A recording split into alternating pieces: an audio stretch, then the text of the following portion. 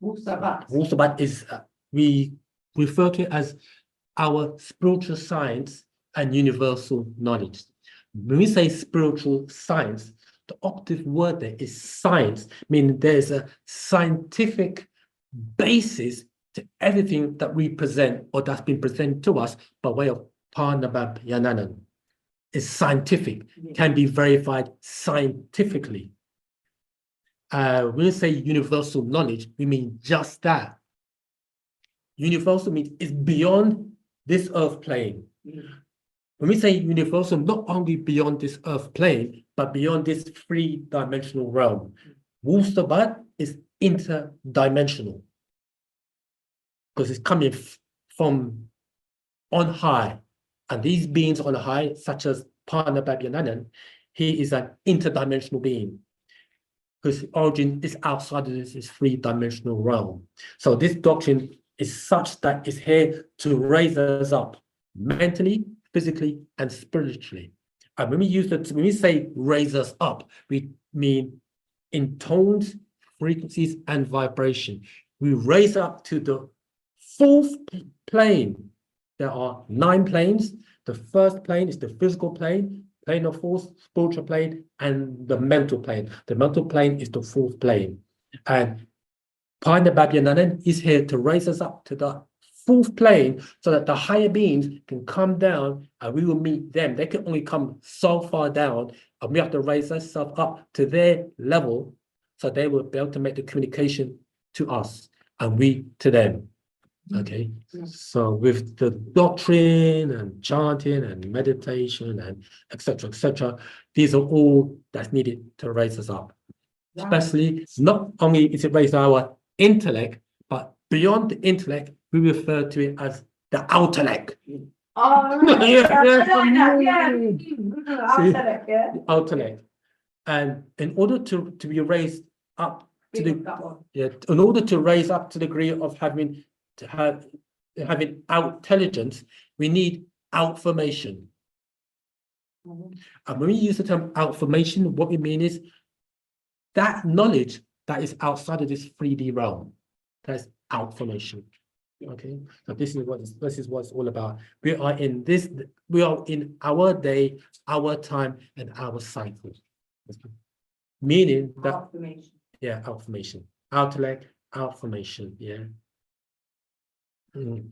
And when we say we are in our day, time, and cycle, what we mean is that the forces of natural nature, as in 9 ether, being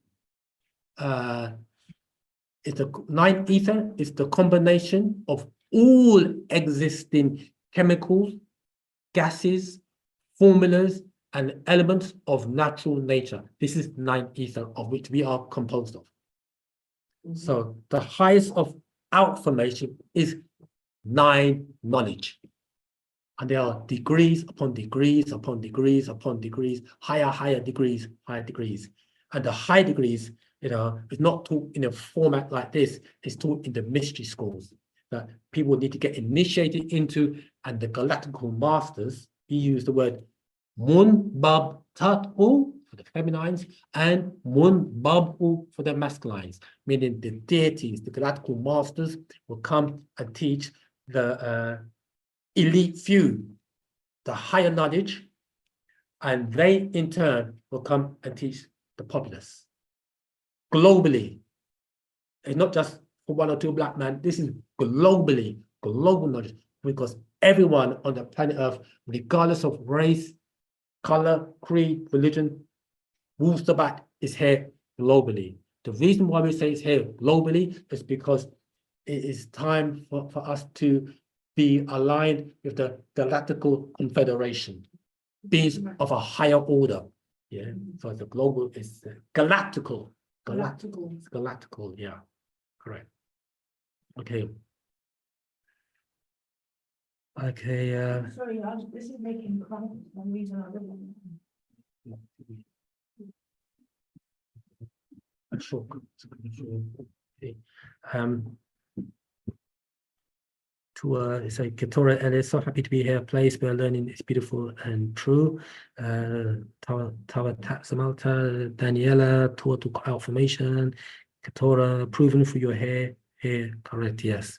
Just to continue, that this doctrine really, really is for here for you, the feminines, means what feminines are, Vanas Tosu is here for you, feminines, to be raised up, to be ruling. So your day, your time, your cycle. Okay. Right. Before we, let me just tell you what I want to do. Before we touch on this class, I want to talk about this thing called synchronicity. And I don't know if anyone's heard about it. Then I want to, before that, I actually want to go, somebody asked a question from last week. I think the sister was on Zoom, was asking a question on about visualization with the candle. So I've got some information here pertaining to that. So we start with that first. So, and that's been a bit of a long introduction, isn't it? Like almost 20 minutes. Okay. So, but before that, I think about this today. I said, this is what I'm going to present to the listening audience. And I noticed that no one really says this. I don't really hear teachers say this to the listening audience. How's everyone doing? So for those of you on Zoom and Clubhouse, how you doing? Anyone? How you doing? Zoom, Clubhouse, how's everyone, how you all doing? Don't be shy now, we're family. Muisara. Ones who are sticky. Okay, I take Doing it. great. Well, I'm doing okay. You're great. Okay, that's great. That's great news that you're great. That's it. Keep it positive. Keep it positive. Right, Moisa, let me just quickly delve into. As Amalta asked a question pertaining to visualization, about visualizing, like you staring at a candle, etc., etc. And I said to her that what you do is you would stare at a candle, and to the point whereby you close your eyes and then maintain the image in your mind's eye, and then the next stage would be to split it. So let me just want to read. Danielle says, I'm looking kawas. I'm good. Well done. Right. I just want to read what, yeah, sorry. This is an old scroll called the Wazufa series by the master teacher. It's called The Science of Sound Healing. It's part 1. You can see that on the there. I'll read an excerpt from here. And I'm going to start reading from page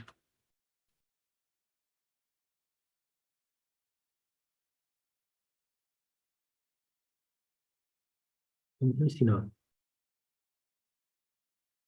Right, I'm going to start reading from page 7.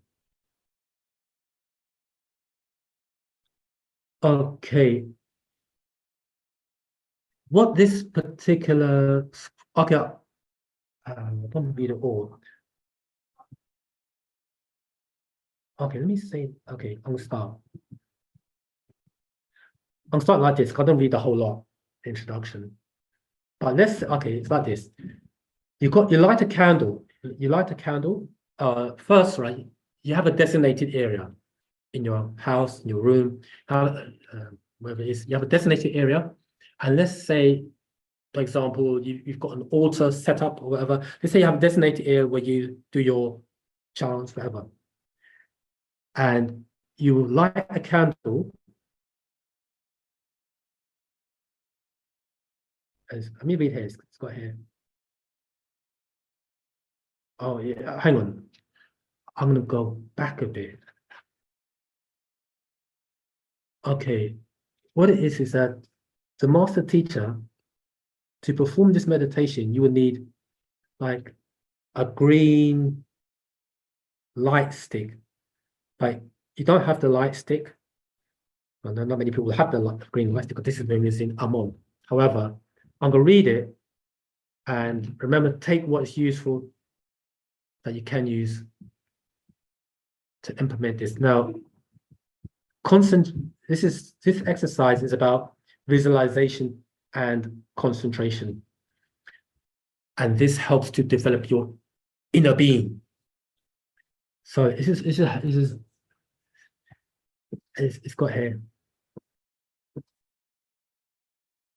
So I have to break it down as I'm reading this. It's got here. You can sit on the floor, or you may sit on the mat.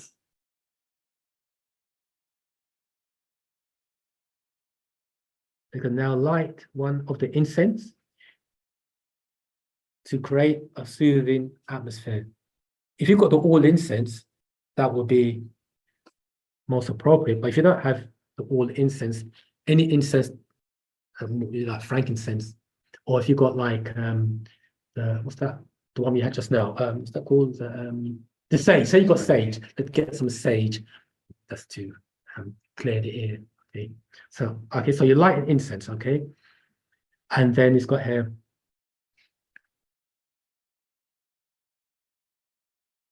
Continue reading. So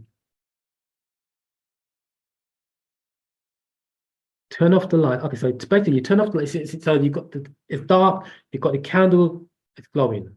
Okay, you got your candle lit, and you breathe in and out 7 times. Upon completing the breath, relax. And then stare at it for a while. Stare at your candle, the candle flame, for a while, then blow it out. Do this a number of 3 times. The purpose of lighting the candlestick and blowing it out is so that you can learn how to envision the light without lighting the candlestick. So meaning, so you light the candle, blow it out. You want to try and get that image in your mind's eye. Relight the candle, blow it out. Do this 3 times. Okay. Once you learn to envision the light without lighting the candlestick, you will then be able to beam that light through your being. You will not be able to continue this exercise unless you are able to do this. Meaning that you should be able to light the candle, blow it out, and allow that image to stay in your mind's eye. Okay, practice. You don't force it. Allow it to stay in your mind's eye. Once you have that ability and capability of doing that, at the moment you are able to hold the beam of light in your mind, then concentrate on the 2 corners of your head. Split the light so that there are 2 lights, one at each corner of your head, right and left side. Concentrate for a moment and then crisscross the 2 beams of light. So they cross over from the left, crisscross over to the right, crisscross over to the left.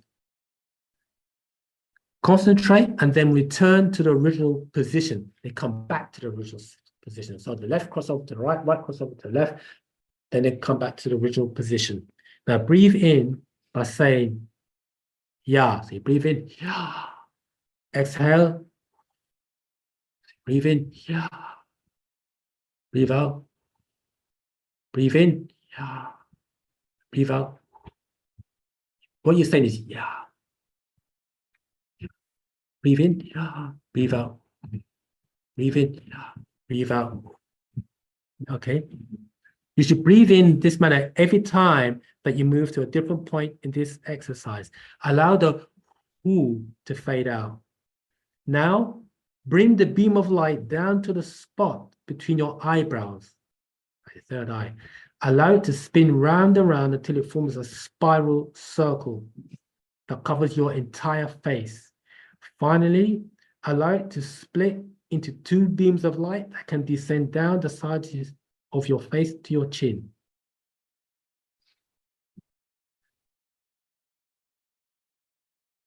All this time, you're breathing in and out. Yeah. Let's just stop there. But this is what you do, you split, and then you allow the beam of light to go through both your right and left hand, and throughout your also down to your feet. Oh, is it? But that is the preliminary exercise to do. As you're holding the image in your mind's eye of the candle, breathe in. Yeah. So you breathe in. Yeah. Breathe out.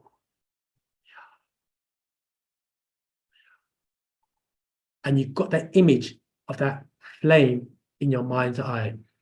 Your eyes are closed, yeah? Got the image in your mind's eye. You're visualizing the candle flame in between the middle of the brow of your eye. The breathing will help you maintain the image, will help you maintain the focus. So that's an agreeable exercise to do. Okay. There comes a point whereby you're able to, you won't need a candle because you can close your eyes and there's an image of a flame there. Yeah. That's the next level, you see. Okay. But the key is in the breathing. Okay. The breathing will help you maintain clear focus. Okay. So that's for the sister who asked that question last time he was here, pertaining to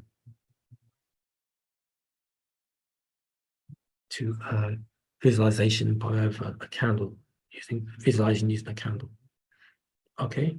So I hope that's beneficial to everybody, you know what I mean?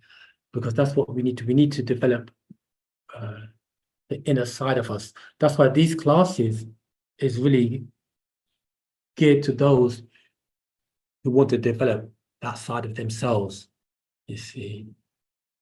So it's like a precursor of what's to come, because the day, time, and cycle for religion has ended. We're now in the day, time, and cycle for right knowledge, our spiritual science and universal knowledge. Okay, everybody wants to talk about the Anunnaki, but the Anunnaki ain't nothing to do with us. Panatharu is who we align ourselves with. You see, and what they said. Oh, Natharu. Some people see the word Nitiru. I know if you heard it, Nitiru, or Natharu. Natharu, N-A-D-J-A-R-U.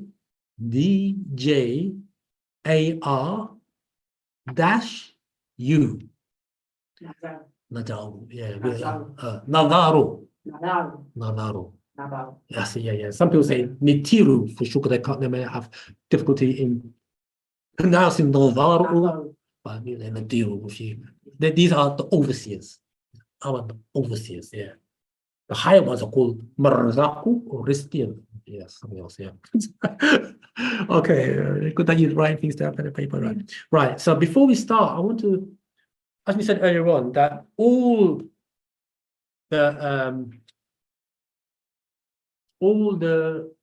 those secret societies, they all study what they refer to as the Hermetic science or principles, or the sacred wisdom of Tahuti, or studied his works, a being that incarnates from time to time to time to time. And his last incarnation is now in the person of Bhana Babyanandan. Okay.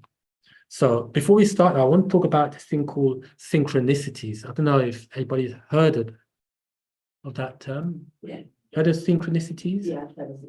Can you So, and darken the listening audience? So synchronicity is when it comes together, when it's in alignment, That's right. when you're aligned. That's right. Yeah. So if what kind of example could I give? I don't know, yin and yang is in line together. That's right. That's That's right. Under the higher power, so you can connect to the source. That's right. Is that synchronicity? That's right. That's right. 100%. Yeah. Okay. Right. You said yin and yang. Yeah. Yeah. That's right. When we talk about synchronicities, some people may associate it with coincidences. Others may, rather many people may not even give it a second thought. Some people, another term for synchronicities is, some people call it luck, or just have to be lucky, or just have to be in the right place at the right time. But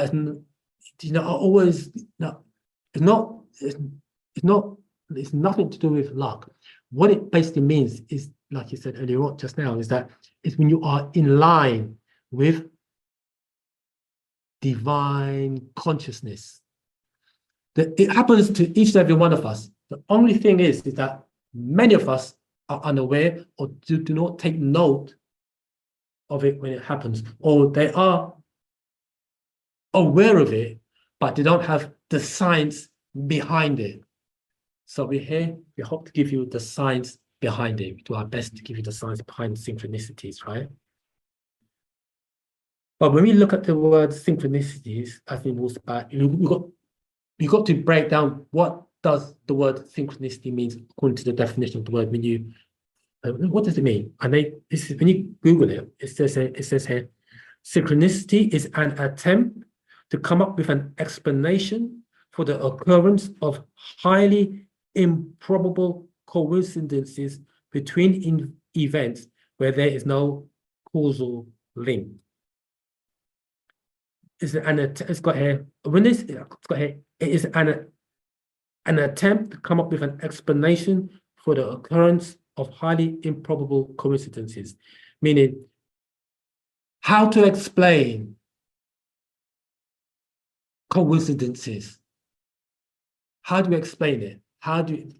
This is improbable, and the word improbable means not likely to be true or to happen, but it's happening, so it can't be improbable. It's happening. It happens all the time. For example, you're driving, you want a parking space at a particular location, and you're driving. Lo and behold, guess what? There's a parking space. You think about somebody, a friend, you know, I was thinking about so and so, bam, they're there. Or you get a phone call. Or how does that happen? Now, it's like this. When we become aware of synchronicities, we are expediting the condition. I mean, we are making these things come to pass. The more we become aware, and that means then that we become what's referred to as co-creators. You're creating your own reality. Okay. And coincidence, when I say coincidences, now this is a definition what you put in their definitionaries. Coincidence, when two or more events happen by chance, especially when it's unexpected. Now, there is no such thing as coincidences. There's no such thing as coincidence. Please look at the chat here. Diana Law, divine consciousness is beyond the physical world and physical senses, highest level of consciousness. That's right, divine consciousness. Another word for divine consciousness, another word they may use is Christ consciousness or super consciousness, but the word consciousness is awareness. So divine consciousness, super consciousness, or Christ consciousness means that you have a height and an enlightened state of awareness. I don't use the word enlightened, but let's change that. We have a higher and darkened state of consciousness. Okay, we have to rewrite our definitionaries, right? Rewrite it, okay? And the more we become aware of synchronicity, the more we become aware of these states, the quicker it will happen, as we said earlier on. Okay, so it's got here.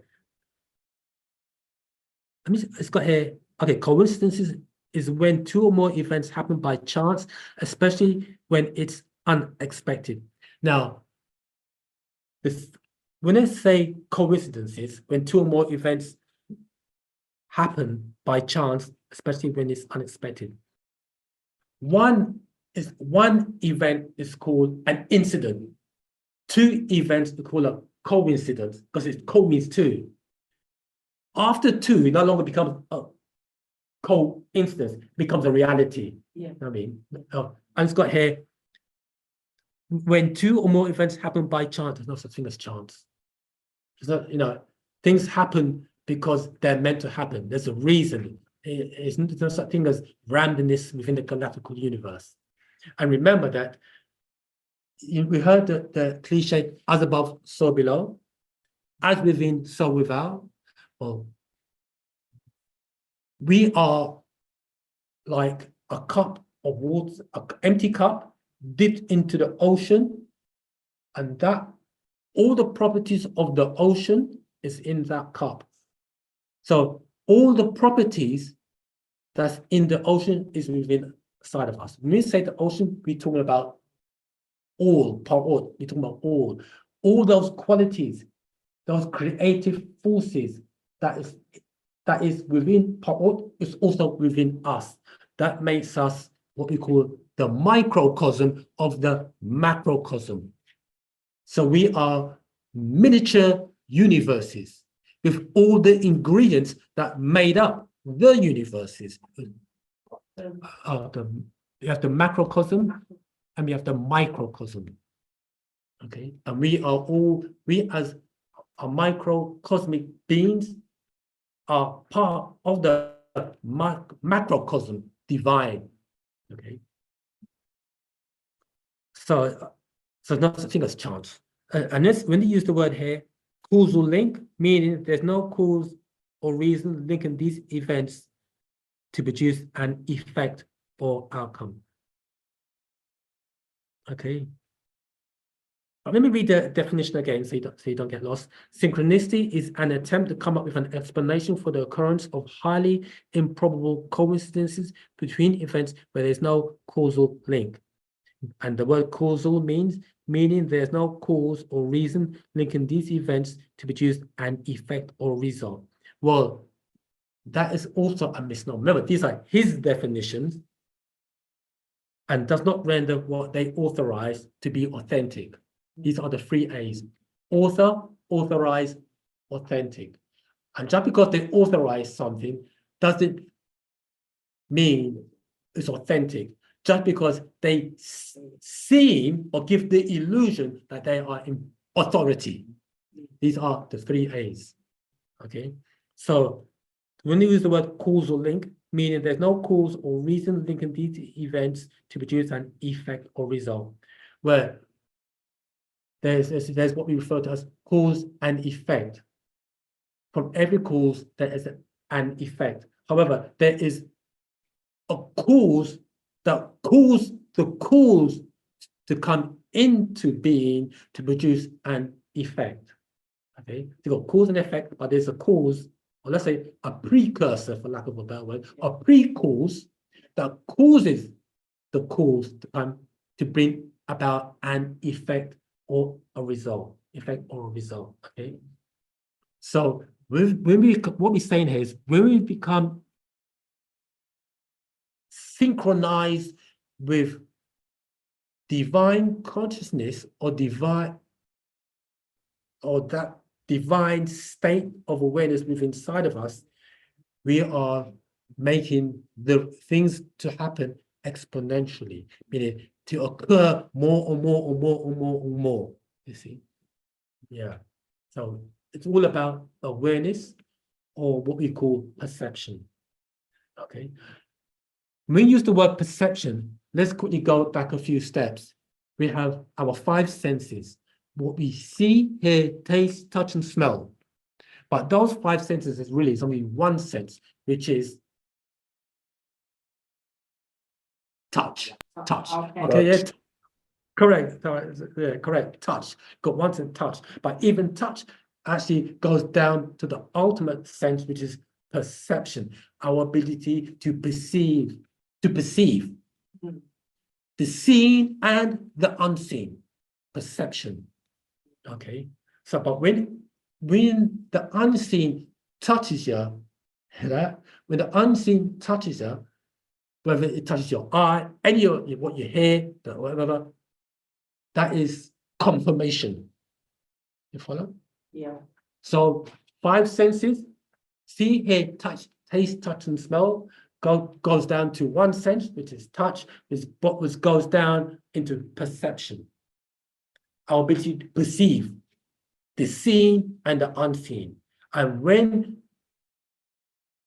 the unseen touches one of our senses, it now becomes confirmation, that which can be confirmed.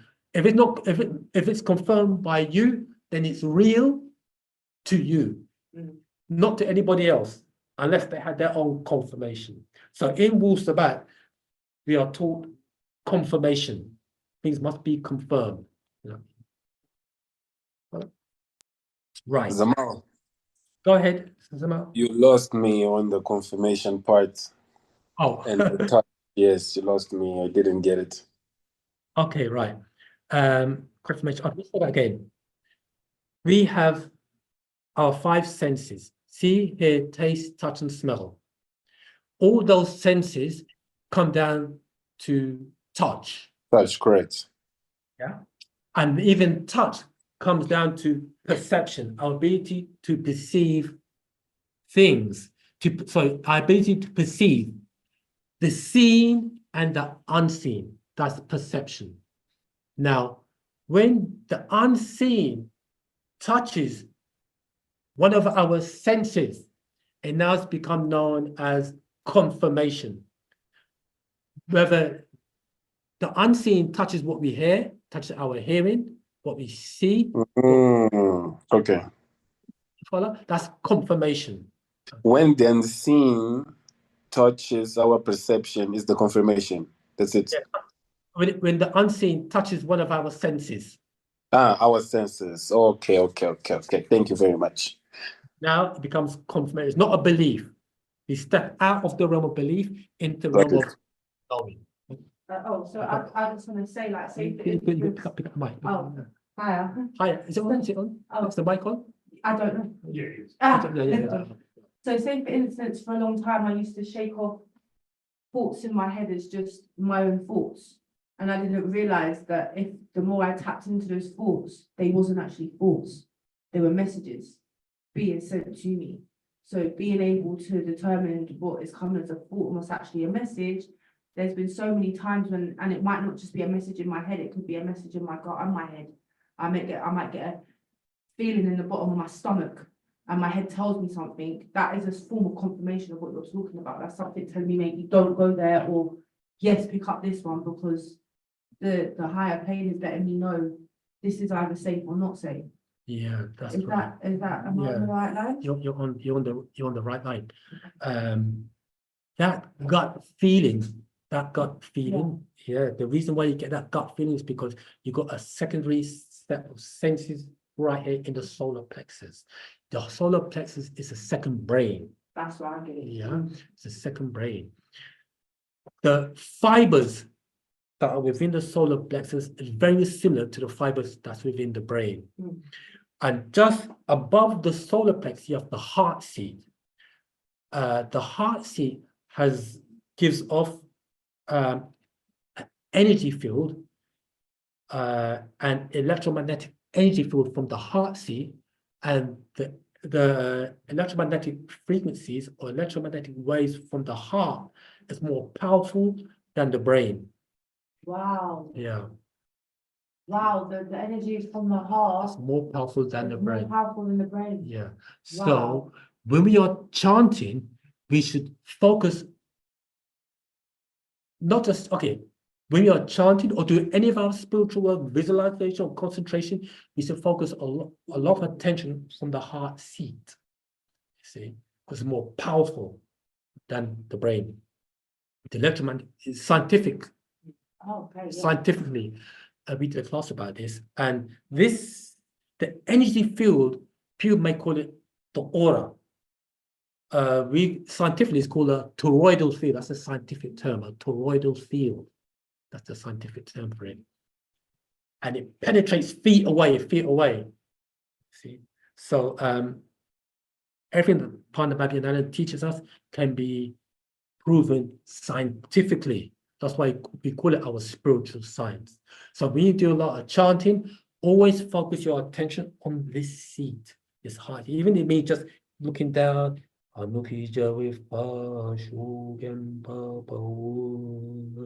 creating a greater resonance in this seat here. Even though you're creating a greater resonance, the resonant responses will encapsulate the whole being. And you said last class is that it's like you want to, I want to gain a six-pack abs. So I don't lose this belly fat. But what it is that I want to get a six-pack. Well, first is your diet. Then when you exercise, you will to lose fat. You won't just lose fat around the abs and the rest of the body be fat. No. Your whole body will start to lose fat. So likewise, when you do all these spiritual works and you do all the breathing, etc., even your breathing, focus on this heart seat, it will affect all your internal organs. Okay, that's how powerful this heart seat is. Okay, Okay, synchronicity or to synchronize means that there's a pattern or recurrent patterns or outcomes. The more we become aware or conscious of these patterns, the greater we can expedite these conditions. Read that again. The more we become aware or conscious of these patterns, the greater we can expedite or bring about these circumstances.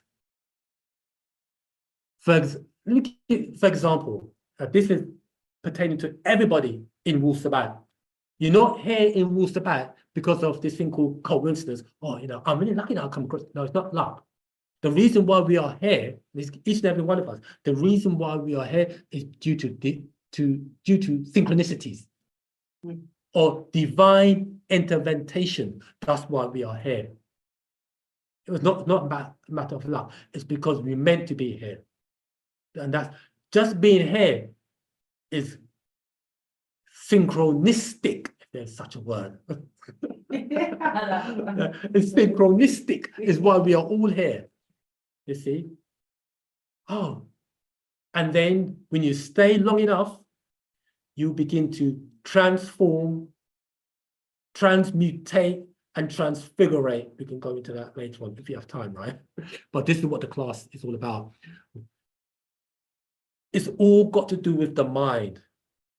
Everything is mental, or as part of the United States and Sacred Wisdom, all is mental, and mental is all. All is mental, and mental is all. And we are mental. People say physical and spiritual, but we are physical, spiritual, and mental beings. You see, mental being the higher frequencies, and once we start develop our mental or the portion of our mental we call my mind. And when you say about your thoughts that we are receiving is coming from the mental. Okay, there are chants that we can utilize to help expedite those thoughts as well from the higher planes. The chant we say Sa Su Timu Hiru Hakinu. Now, Sa Su Timu Hiru Hakinu.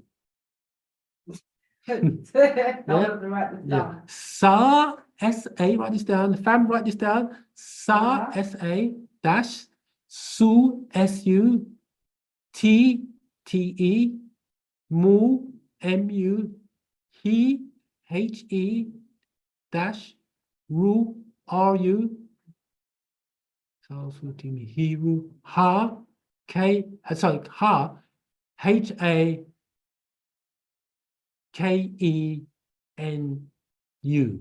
Sa Su Timu Hiru Ha Inu. Now, this particular chant is used should you wish to raise up your consciousness to divine consciousness. That's if you want to, you don't have to use it. You can write down if you want to. Yeah. Remember that you focus on the heart seat. Remember that you do it. So,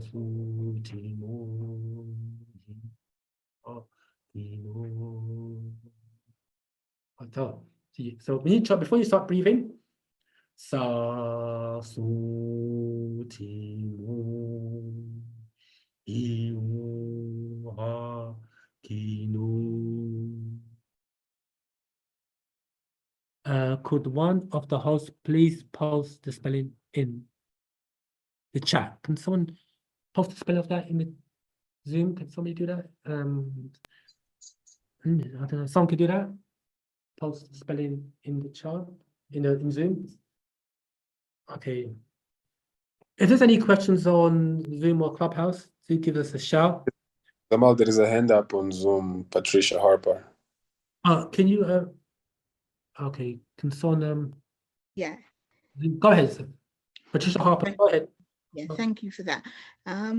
You mentioned that being here in this particular class or being with Wu-Sabat is not by chance, it's by synchronicity. And you also said that synchronicity, is that recreate, something we create in our own heart, in our own consciousness. Am I right? That because I wanted answers to my questions that I was asking over the years, brought me here. Is that synchronicity, would you say? That's right. That's right. You're asking questions, and you're right. You're asking questions over the years, and Yeah. asking those questions is what brought you here to Wu-Sabat. There is a bit more to that as well, which is divine intervention. Right. What that means is that, remember that you are a physical being, and you also got your etheric side to you, and it is your etheric side that is in connection with the higher realms that said the time is ripe, R-I-P-E, for you to now come into Wu-Sabat. However, prior to that, you was on a journey. Each and every one of us was on a journey until we reached this point. So everyone's past plays a very important part of their experiences to now. So it has brought you to this point now to sit at the feet of the sacred Grand Master Panababhyananda. Okay, so that is also synchronicities. You're correct. And the more we recognize these synchronistic conditions, the more they would manipulate or multiply, as I say. Now, the society in which we live has been so structured that it doesn't want us to acknowledge these higher states of consciousness. So that's why they keep us subdued or numbed down and dumbed down to these, hear this word, realities. Okay. So, and unfortunately, the educational system has been so structured, along with the society or the system that's been so constructed to keep us away from us elevating. But as Panababhyananda says, whatever they do is not going to work. It's that simple. So yes, Zamaltat, you are brought here by way of divine intervention or your higher self. We cannot omit our higher self. And all we need to do is to be aware of the fact that we do have a non-physical side to our physical. And that will guide us. That inner voice that we are hearing in our heads is our higher self. We may also, and your higher self is linked into your Monsabu relatives, was crossed over, and the higher ones are called Muslafu ancestors, and the higher ones are called Monzaru, ones of the overseas, and the higher ones are called Marzaku. We are very fortunate to have a Marzak, a Riskian in our midst, as in the personage of Panababhyananda. And so when you read the books, so in some of the books, there's a chant that we say a few times in the class, which is Optu Partaruk, Leya Pararuk, Em Yanun, which is Optu Partaruk, open the way, Leya Pararuk to the soul, Em Yanun of Yanun, Optu Parabab, open the door, Layehu to him. So now that particular Ranum chant is there to open that gateway, so we make that link to the master, a Riskian in human form. But when you're making that link, you're making the link to Yanun, as it says there. Up to Pa Tarok, Laya Pa Ravok, Em Yanun, up to Pa Babab, Layehu. Open the way to him. Okay. So we are very, very, very fortunate in this day and time. We are, we are in really a blessed day and time to be in. So as you read here, the more we become aware or conscious of these patterns of synchronicity, the greater we can exploit these circumstances. simply put, we can speed up or accelerate the process or progress, make things more and more rapid. And you know what this infers? This infers that being conscious of synchronicity as it relates to our lives, we become co-creators in shaping our realities. Okay. When these things, also, I'm going to make mention of this as well.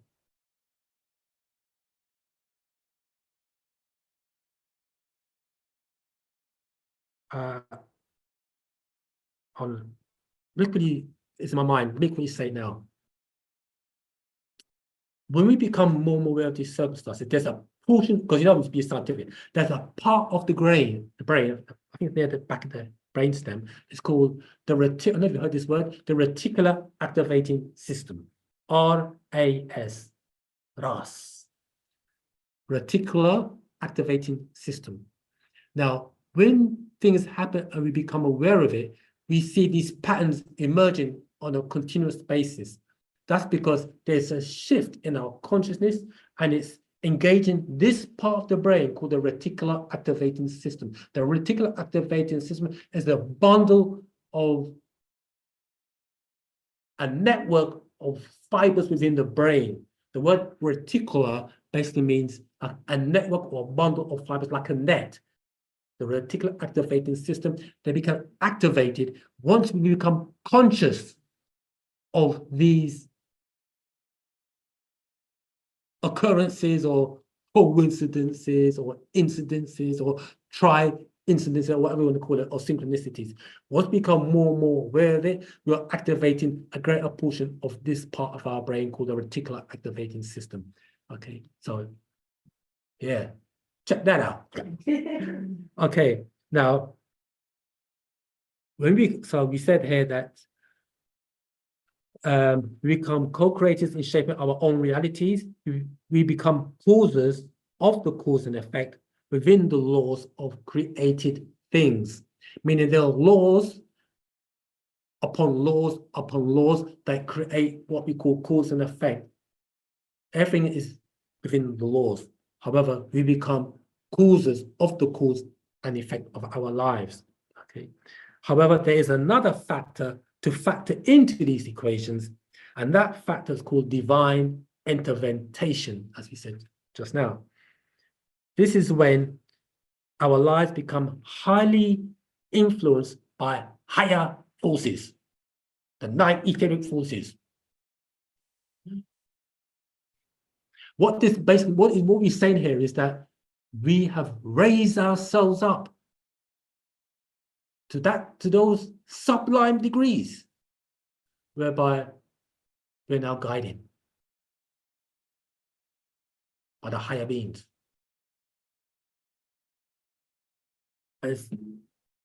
who intervene in the cause and effects of our lives. We become highly influenced by higher forces who intervene in the causes and effects of our lives, meaning they place us in situations that we can create or cause things to come into being or to create an effect or to create results. Okay, because there is a result that the higher beings want us to do or to initiate. So we become highly influenced. Or does divine intervention then means that we no longer have the faculty of will, or we can make decisions, however, not become fully autonomous? The master said that what basically means is that can we deviate from the prescription that's prescribed for us by our divine forces? We can deviate from that, but it'd be to our own detriment. What that basically means is that, say someone said, "Oh, I should turn right." He decided to turn right. I'll change my mind though. But you meant to go in a particular direction. And by changing the direction, you create a different you create a different fate, F-A-T-E, you create a different fate than the one you would have received had you do the right turn. Because conditions and circumstances is now different. Okay. So when people say that they want to let God into our lives and you want to be guided by God's will, make note that when that happens, you have to do. You have that what you said, that gut feeling that I should be going in this direction. And if you don't deviate, if you deviate, you won't get the desired results. For example, let's say you know that it's something you have to do today, but you put it off, you put it off, you put it off. The word they use is procrastinate. You can procrastinate for let's say a few days. After that, you lose the window. So really, when someone says to you, I should do this or that, do this or that right now. Do it there and then. This is what I say. I call it the 24-hour rule. Meaning that, say I say to you, I'm going to give you, you want a chant. I know some brothers say to me, they want to know a particular chant. I know that I've got to give you that chant within 24 hours.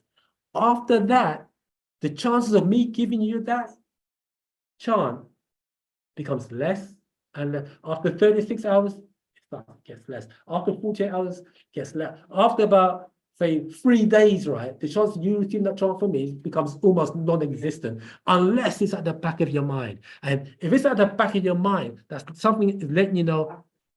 Remember, yeah. That's where you have. That's you're supposed to do that. Remember, you promised the brother or the sister that you can give them the chant 3 days ago, and now look at the time, I mean, so this is what we're talking about. That inner voice is actually your higher self speaking to you. Yeah. And the higher self is connected to your ancestors and your Slav, etc., etc. Everything that we are talking about right now is in this called the sacred wisdom. Okay. So it's like a matter of like really believing in yourself. So it's to really believe in yourself, really, That's right, yeah. and to connect with yourself and your soul. Because once you've done that, you're with your higher being. That's right. The more belief in you have in yourself, the more connected you are to your higher being. Right. Now, here it is. You have to step up what you just said now to the next level, because the more belief you have in your higher self, the more connected you become to your higher self. But there comes a point whereby you no longer have a belief now, because you know. That you become one. You become one. Yeah. So you don't need belief. I know my higher self told me to do this or that, not to do this, not to do that. What I ought to do, what I ought not to do. Yeah. Now there's no room for belief anymore, because you know these things happen. Now you've got confirmation. That's what we call it, confirmation. Okay. You want to get to the point where you're not looking for confirmation, you just know. Do you know what I mean?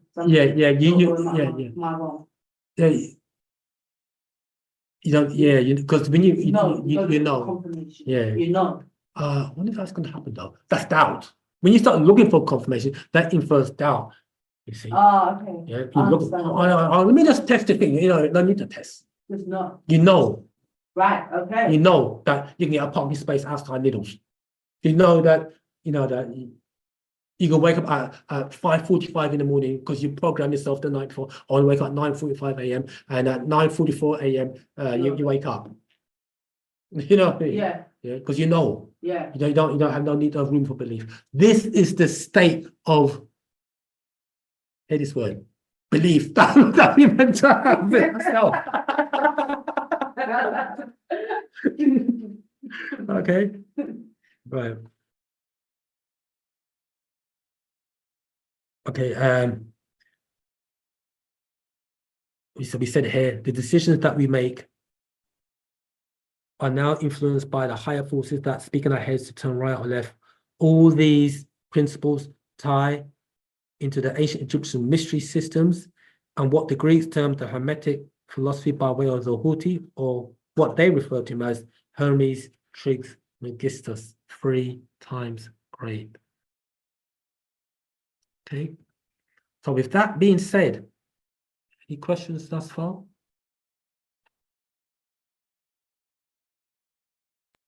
Yes, Amal. Go ahead, Simon. I think it's one question or two questions in one.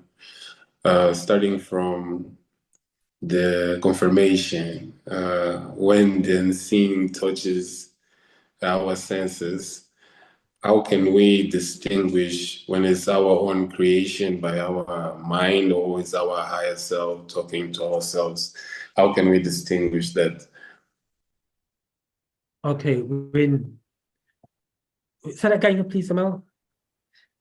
The question is related to the confirmation. Yeah. When the unseen touches our senses, Yeah. as explained a few minutes ago.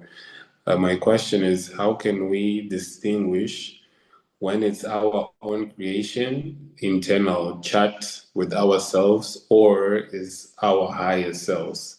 How can we distinguish where is the message coming from? Right.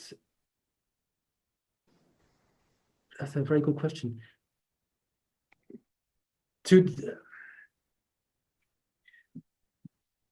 You see, that question is I have to answer like this. You know, something when you have what they call a gut instinct, that's what they call it, a gut instinct that tells you to do this or that.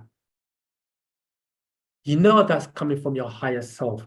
Your higher self always guides you right. It's the outcome that determines whether or not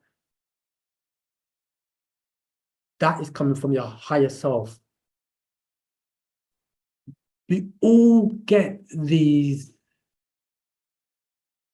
gut instincts, for lack of a better word. We all get them. We always get them. We always get them. It's basically it's a confirmation. It's the result that lets you know this is coming from my higher self. It's like this. We have our conscious mind, we have our subconscious mind. And the subconscious mind never sleeps. The subconscious mind is what is in connection with, then links us to our higher conscious mind or divine conscious mind, or what they call superconscious mind. So that is the link from the conscious, subconscious to the higher conscious or superconscious. The superconscious or the divine consciousness. So that is the process of which information comes down. So, but it's where it's coming from, or this is coming from it's like, for example, I'll give you my personal example. It's like, let's say, something really simple, a title for a class. It takes me days to find a title for a class. It takes me days. I was trying to title for this. Yeah, for this class. Okay. You know, it takes me a couple of days. Because I have titles in my head and I write them down. But it takes like 2 or 3 days for me to say, this is the most appropriate title for this class. Yeah. And I know that's coming from on high. To say, title it this way. You see? So what we're saying here, that chant we gave, Sasu Timu Hiru Hakinu, did somebody write that down? Yeah, I've got that. No, did somebody write it in Zoom? Did you all get it on Zoom?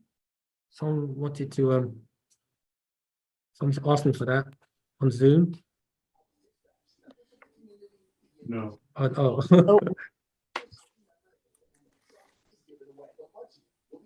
I'm going to do what we'll do. I'm going to quickly type it on the Clubhouse. I mean, what is it again? Star SA Uh-huh.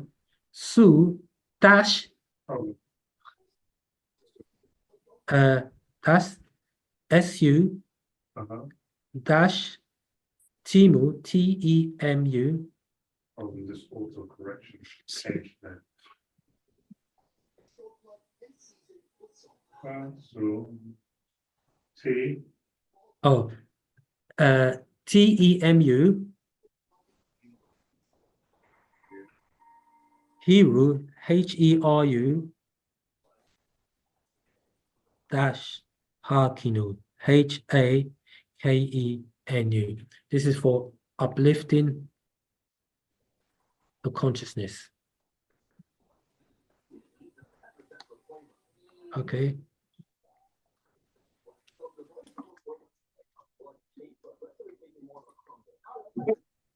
Okay. Yeah, so this particular chant will do that. It will help in the process of uplifting your consciousness so that you be able to expedite these conditions or to bring about these states of awareness, and also to bring about direction as well. You see, so all these chants work, and all these chants are very much alive. Okay, that's one good one there. The chants are alive. Yeah, well, not only the chants are alive, meaning it has a living, vibration, tone, frequencies, and vibration. There's an energy, a 9 etheric energy within the chants. Okay. Right. Okay. Okay. Yeah. Zamal, Go ahead, Samal. regarding the question that I asked on the confirmation, asking this question because I'm an author, so I have moments of inspiration. I've been having these moments of inspiration for the longest, and I filter when I find signals from within with kindness, with wisdom, and with force. Those is the ones that I tend to consider. And that's why I'm asking which one precisely, how can we detect? I've developed this technique of tracking kindness, wisdom, and force from within. And then those are the things that I write down and I share with people, even in lectures, such things. But I wanted to find out if there is any kind of fists that I can use to identify. And I'm saying this because probably because of the disagreeable nature that is within us as well. Because sometimes what I hear or I receive, it's not even, let's say, very interesting, because sometimes it's disagreeable as well. So in order to distinguish clearly, if you have any kind of guidance on it, I would appreciate. Thanks.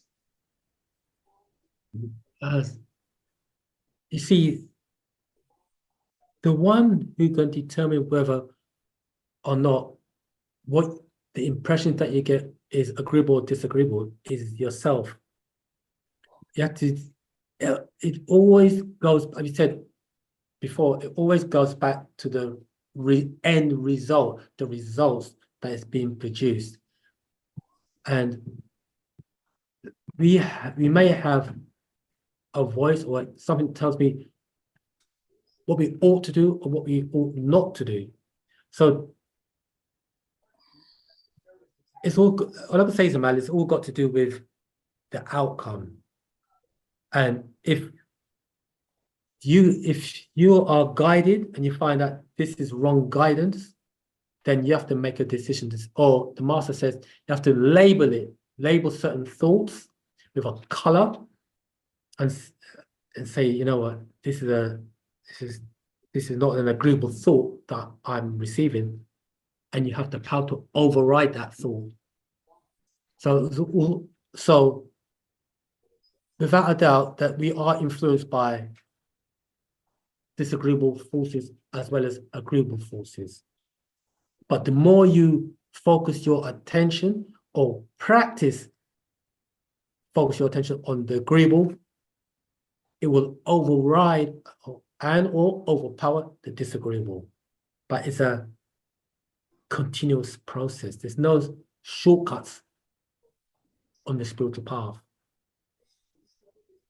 That's the best I could give, Samal.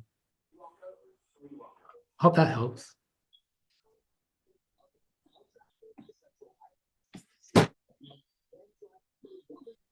Okay, I'll take that for now, and I'll find a better way to bring it up on the next opportunity. And there is someone else on the Zoom that wants to speak. Is Anne Brownie? She has a hand. Oh, great. And Brownie, go Wow, ahead. not brownie. Okay, Go- question. In terms of Wu-Sabat, what would you say would be a good definition of higher self? A good definition of your higher self. Mm. Your higher self will be that which is guiding you. It's quite a simple answer. That which is guiding you to do the right thing. That is your higher self. That which is telling you what to do, and that which is telling you what not to do. That which is telling you what to say, and that which is telling you what not to say. That is your higher self. Your higher self always guides you right. That is your what we refer to as your internal navigational system. Okay, Okay. well, that just sounds like my conscience. Okay. Like, are you making a distinction then? Because that sounds like my conscience. And I asked that because coming from a Christian background, I only started hearing about my higher self when I started digging around. And the definition, I guess I picked up was that imagine my soul before I incarnated split, and part of my soul came here and part is in the spiritual realm. And that is what I have heard people refer to as my higher self, as opposed to what I would just deem what you said was, I would deem that as just my conscience. Right. The conscious mind is just your conscious mind is limited to the physical plane. Then you've got your subconscious mind. I remember we did a class about it. The subconscious mind means those states of awareness which is below the conscious level, meaning it's on a lower, it's on a different vibratory, not a lower mean, sorry, when you say sub mean beneath the conscious level. It's on another frequency than the conscious mind. It never sleeps.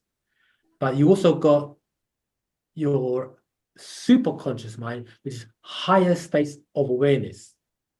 And all three are interlinked. Your superconscious mind is what leads you to the higher realms. Now, when you talk about your soul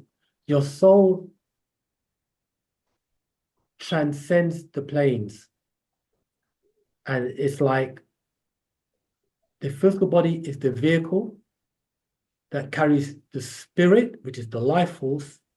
And within the spirit, you have the soul. And you need the soul to be intact with the spirit so that, let's say you cross over, the spirit will take the soul up to a certain point, which is the fourth, I think it's the fourth plane. One, two, I think it's the fourth plane of the spiritual plane. The spirit will rise up to the fourth subplane of the spiritual plane, then it will leave, and the soul will then carry on. The spirit will take the soul up to a certain plane, up to a certain point, then the soul will carry on its journey. Now, that is if a person doesn't lose their soul. If they do lose their soul, then there's no vehicle for the soul to make that journey. You lost it. It's just the spirit. I hope that.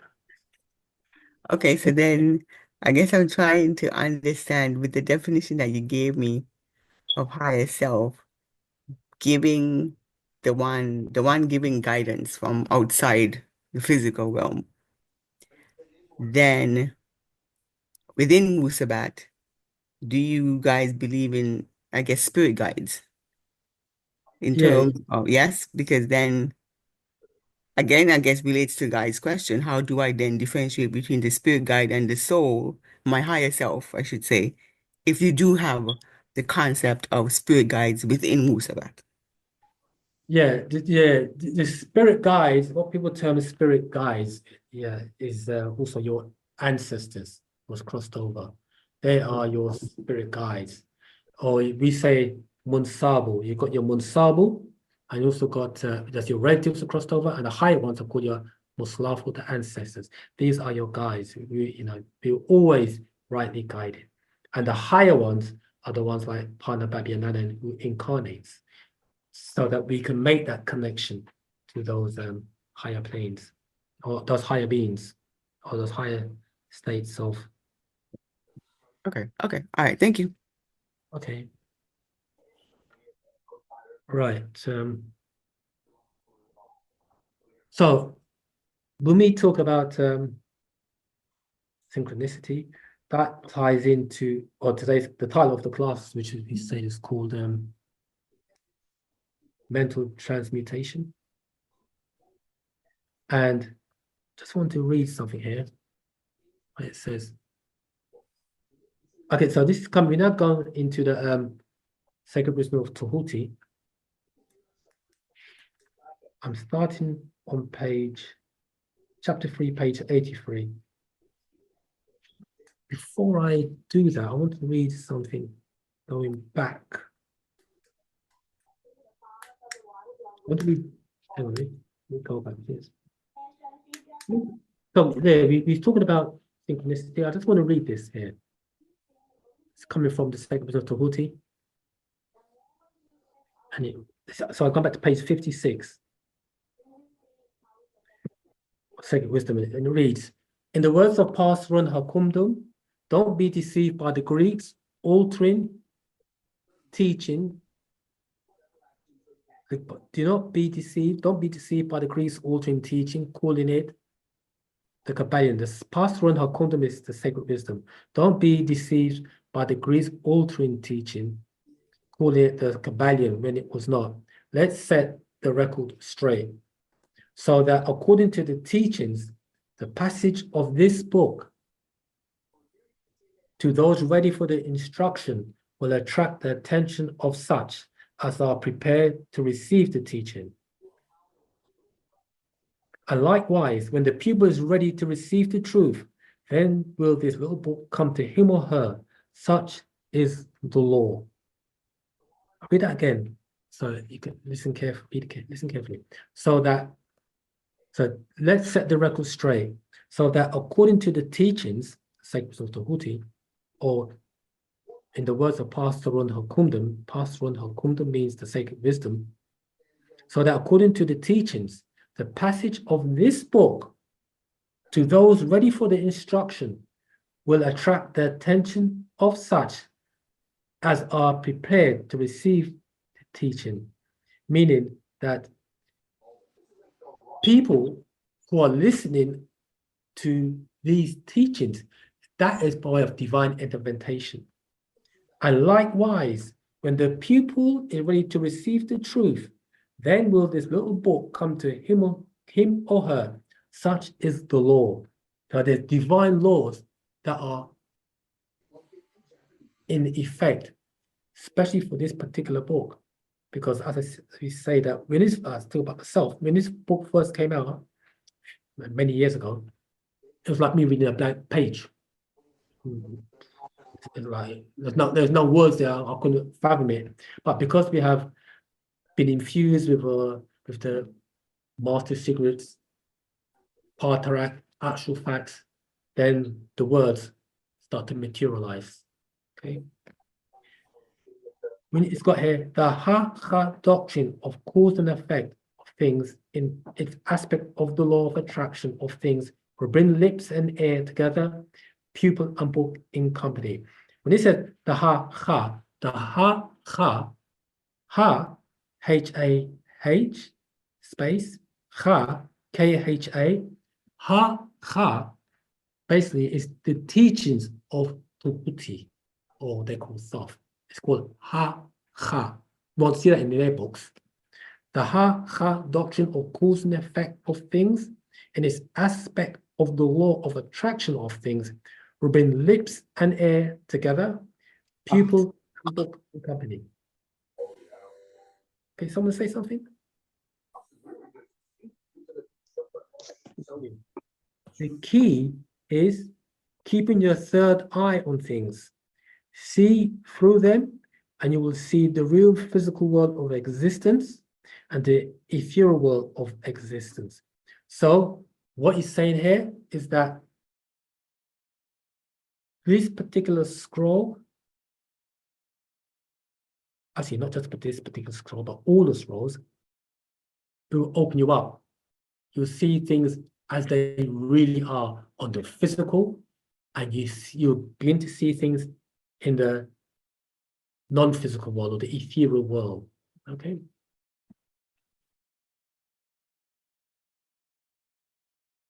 So this is, yeah, that was then we went on to that's just a little recap from last class. And when we talk about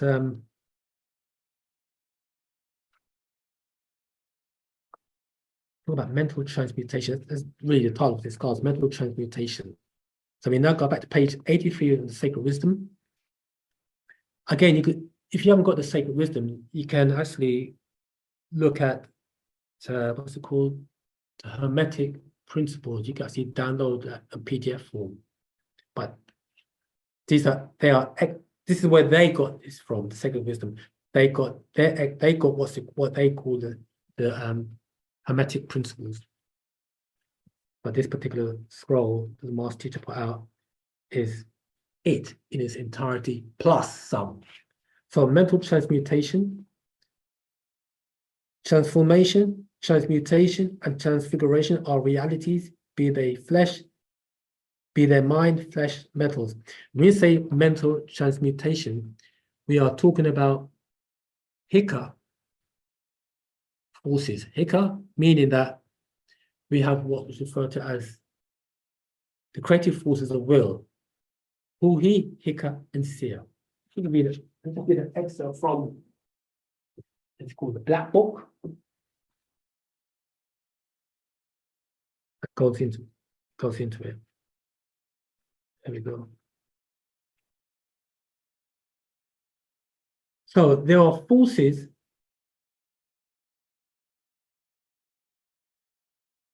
mental forces. We say transmutation and transfiguration. When we say transmutation, we talk about changing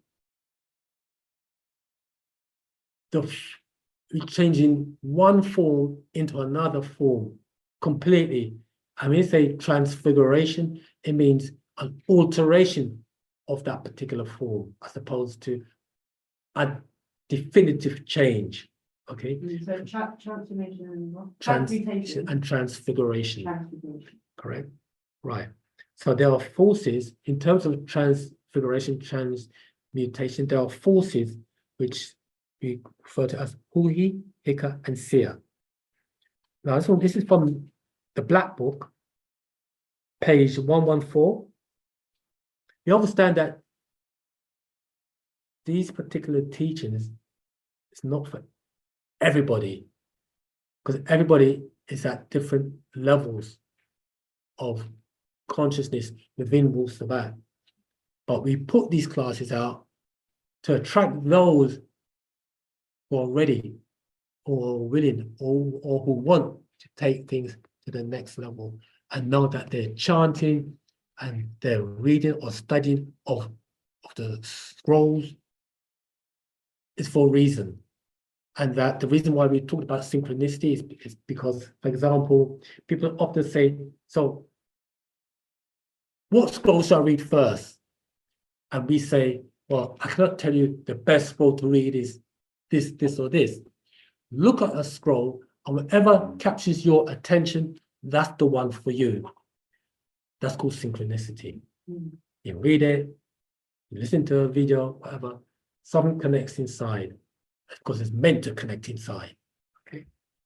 So we just said earlier on about mental transmutation or mental transfiguration or transformation. We talk about the forces of natural nature, he can see, but really we talk about the Hika forces. So when you talk about it says this. Page 114 from the Black Book, Sacred Wisdom. Sacred Wisdom. The what's it called? What's it called? The Black Book. What's the big one about the Sacred Records of Atumbre? Okay, that's what it's called, the Black Book. Yeah. This is page 114. Question: who or what is who? 296. In Egypt, he, which is who or hua, was considered the personification of utterance with which the creator, Ptah, who was regarded as the creator of the physical world and deity of technology, done its work. When we said Rahuba, this is what we are making reference to. Who, hua, and he. Okay, these creative forces. Who was the utterance or tone, the vibration and pulsation of existence, that which comes to existence within the sacred breath. So when we are chanting, there is a force behind our chants that we are doing. There's a force behind all that, and that force is called Hu, Hua, or Hu-Hi. So when we said Rahubat and Hu-Hi, H-U-H-I, capital H-U, capital H-I, one word, Hu-Hi. Hu-Hi is what you can refer to as yin and yang. Okay, let's see, masculine and feminine principles. Okay, Hu-Hi is the Tamarian way of saying that's how we make reference to these higher 9 etheric forces, Hu-Hi. Okay, so it says those 298, those things made that manifest within creation, true growth. Who is that tone from which the creator, which is Ptah, calls things into being with Hika and Sia, the original triad of Ptah, Hika and Sia. Hu-Hi is one of the creative forces of will that constantly accompanies Re or Ra, the sun deity, the source of life, the sustainer of life, the provider of sustenance in this world, the eternal. Okay, we're going to jump from there. Let me go to page 304. Sorry, verse 304, page 117. These are the sacred names. These are the sacred names of the three sons. Talking about Atun, and Amun. These are the names, the sacred names of the three sons, Shamash, Afsu, and Utu of Sumeria. And Hu, Hua, Hu-Hi is the etheric counterpart of the netherworld. So the sun that we got, the physical sun, has an etheric counterpart, and that etheric counterpart we call Re or Re, or some people say Ra. Okay, that's the etheric sun. Who or what is Hika? Hika is an anthropomorphic personification of miracles, magic, and the manipulation of elements and chemicals of nature, which is another way of saying alchemy. Okay, this is Hika. Hika is one of the two constant companions of Ra, the other being Sia. Who or what is Sia? Sia is the personification of perception, shape, form, pattern, who work together in Hu-Hi with Hika and makes the world of creating things possible. So what he's saying here is Sia now is when we use our visualization processes, we now call upon the forces of Sia now. Okay, so in terms of chanting, we actively call upon the forces. There's a force behind that, which is Hu-Hi. When we talk about the mental transmutation, there's a force behind that, which is called Hika. And when we talk about visualization and all the concentration exercises, there's a force behind that, which is known as Sia. Hu-Hi, Hika, and Sia. So there are forces behind those practices that we do. Can Could you repeat the first one, the who he? What does Wu-He. that? Yeah, please. Don't Okay. Wu-He,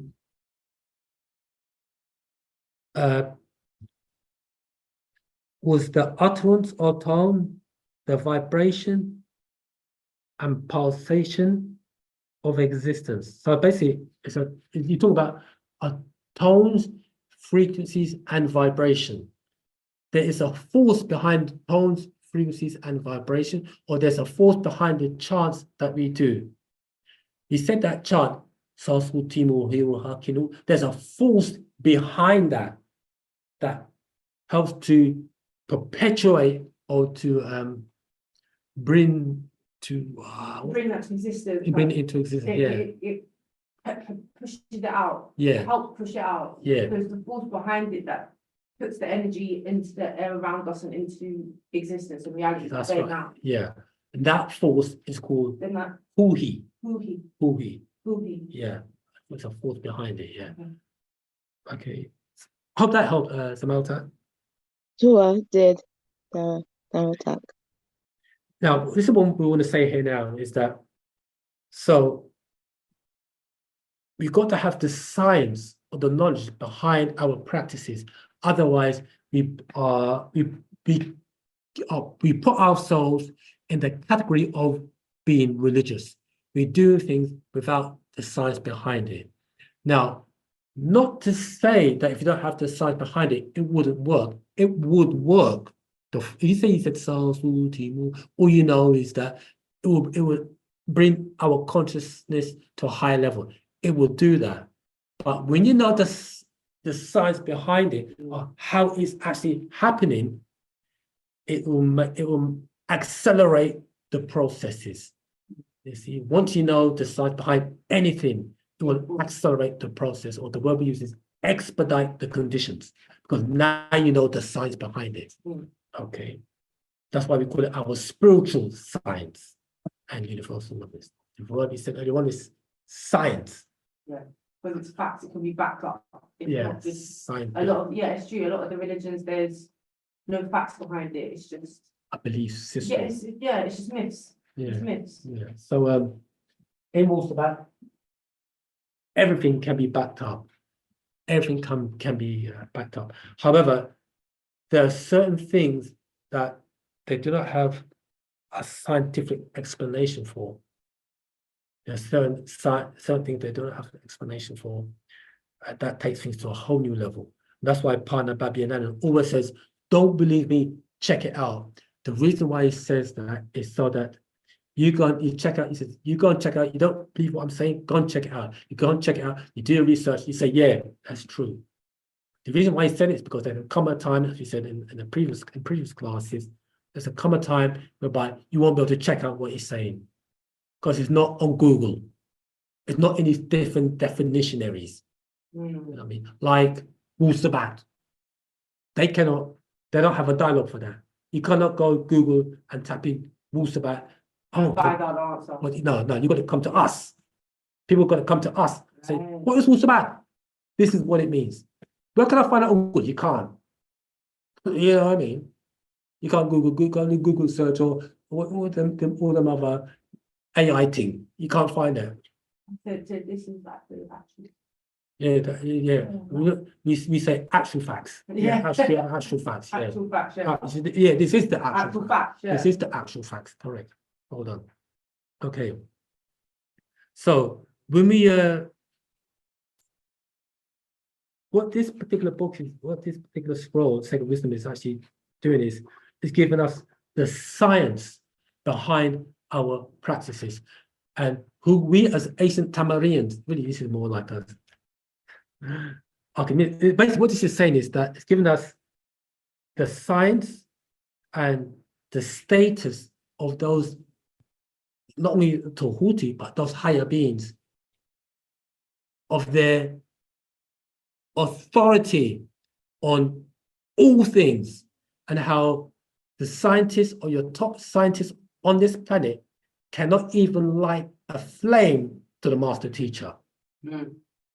They can't, the top scientists, you name them, Einstein and all of that, they can't even light candle flame, Panababinanan. This is who we have in our midst. And the Europeans, as we said earlier on, they study all your witches and warlocks, etc., etc. They study this Egyptian sciences. Don't be fooled. They study the forces of nature as well. But what they do is they turn it. They manipulate it. Yeah. For their own benefits and their own beliefs and their own come-ups. Yeah, At the expense and on the backs of other people's downfall. that's right. They don't really That's care. disgusting. Yeah, they will destroy the But planet. yeah, They'll they- destroy they the are planet. destroying the Yeah, planet. yeah. So let's continue. This is page 84 from the Sacred Wisdom. As we have stated, the Egyptians were when we say Egyptians, it's Egypt with an I, not a Y. The I is the ninth letter of the English alphabet. So Panababinanan states that Oh, yeah, E.G. I I. P-T. Egypt, E-G-I-P-T, as opposed to E-G-Y-P-T. So that is Panababinanan does that deliberately, so that you can identify the ninth ether from the sixth ether. Okay, so it's got here. As we have stated, the Egyptians were the original alchemists, astrologers, and psychologists. Tahuti, having been the founder of these schools of thought, and here the word thought, T-H-O-T-H, thought, Tahuti, with Tahuti. It was called Ha-Kha. His teachings are called Ha-Kha. You can't find it in their books, that word, Ha-Kha. So, from solar biology, astrology, and modern astronomy has come. The source of astrology is solar biology. The source of astronomy is solar biology. Solar means the solar sun, the biological influence or the influence of the sun on biological beings. And this is where they got the astrology or the horoscope, and they got astronomy. Astrology being speculative and astronomy being operative, means study of the stars. Okay, you can say here later on. From alchemy has grown modern chemistry. You see the word chem, alchemy, and you got chemistry.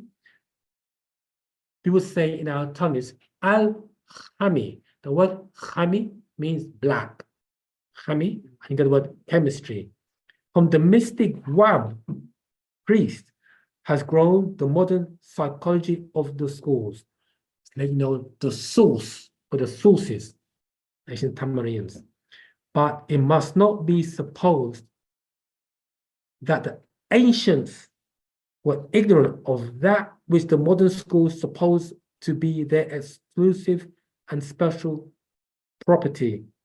The records engraved on the stones of ancient Egypt show conclusively that the ancients had a full comprehensive knowledge of solar biology, which gave birth to the zodiac and astrology, speculative, and astronomy, operative. I'm stop there. So there's a scroll the master teacher put out called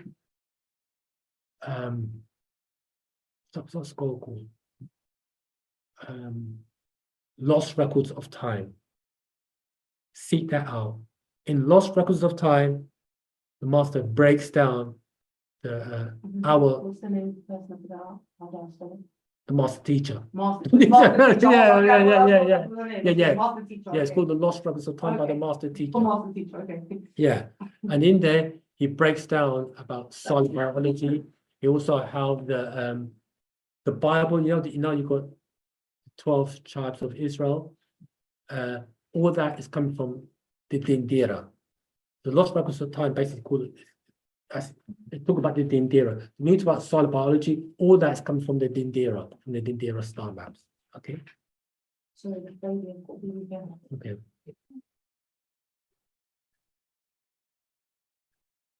So it's got here. The Egyptians were master astronomers.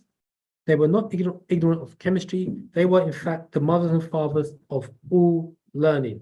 So you want to know what should be studied, what is the source?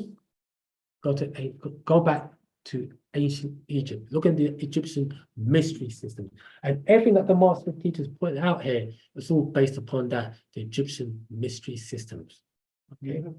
Were the Anunnaki, were they the ones controlling Egypt at that time? Okay. Yeah, were the Anunnaki? So, Yeah, were the Anunnaki, were they the ones in control of Egypt at that time? no. No. The Anunnaki, when they came to Mesopotamia, you know what, Iraq, Iran, them region there, they came to that area. On this side, on Africa, if you talk about Africa, we're talking about the Natharu. Okay. I thought maybe thought was Anunnaki was like the son of Enki or something like that. No, what it is that remember Tahuti was the son of Ptah and Safantat, but people tend to associate Tahuti with Ningishzida, who is the son of Enki.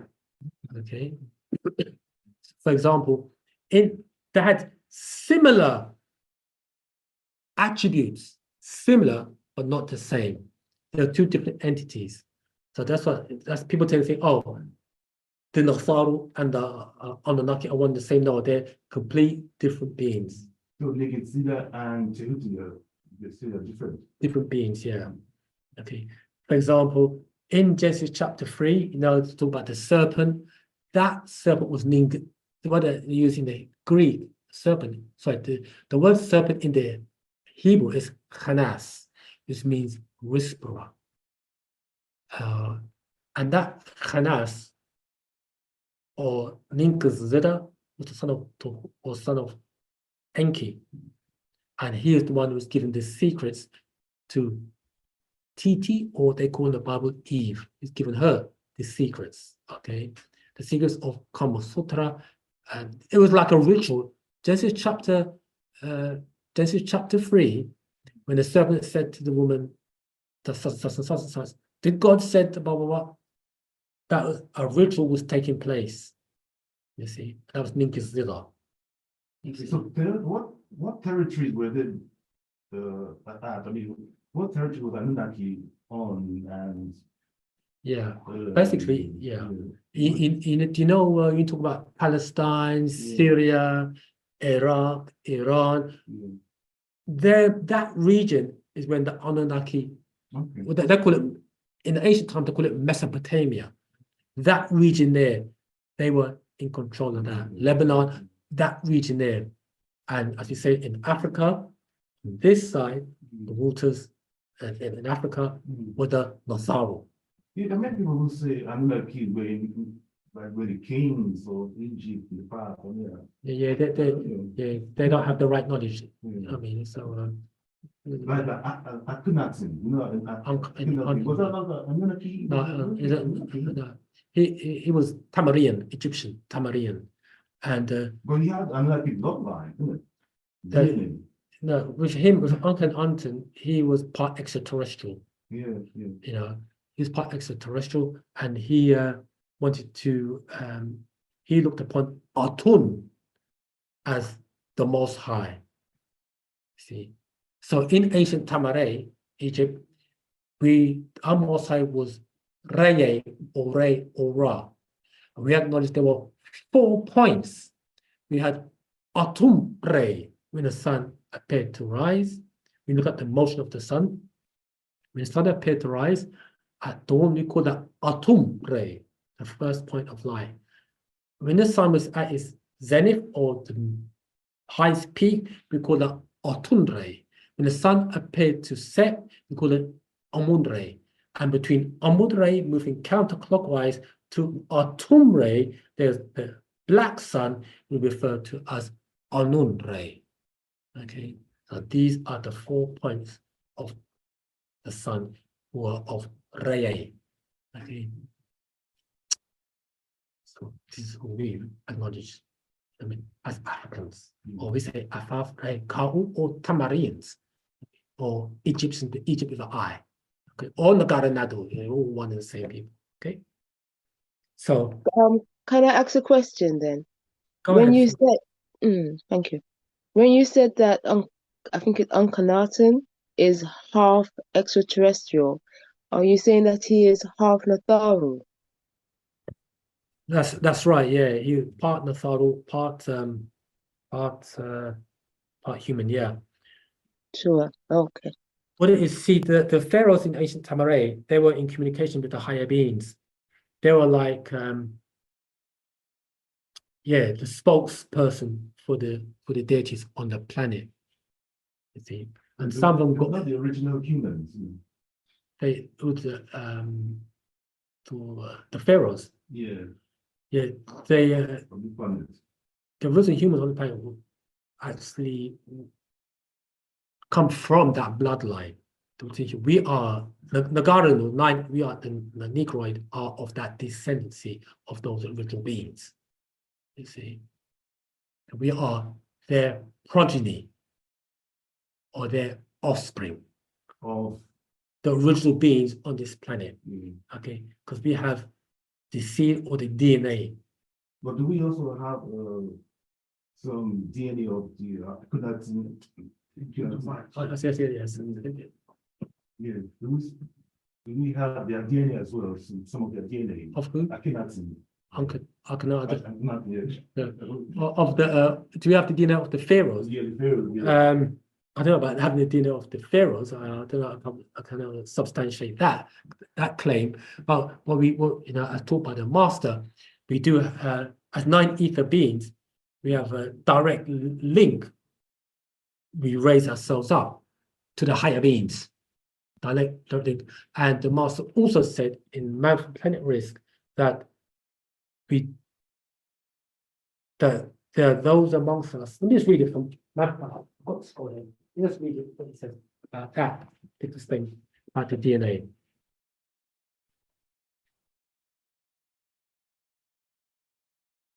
A very, very good question.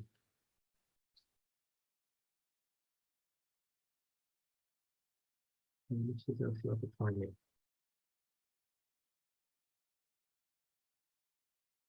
What he's saying here is that there are those amongst us. Yeah, I found it. This is okay. This is page Man from Planet. This is page 36. You may find it on different pages on different scrolls. But this it reads here.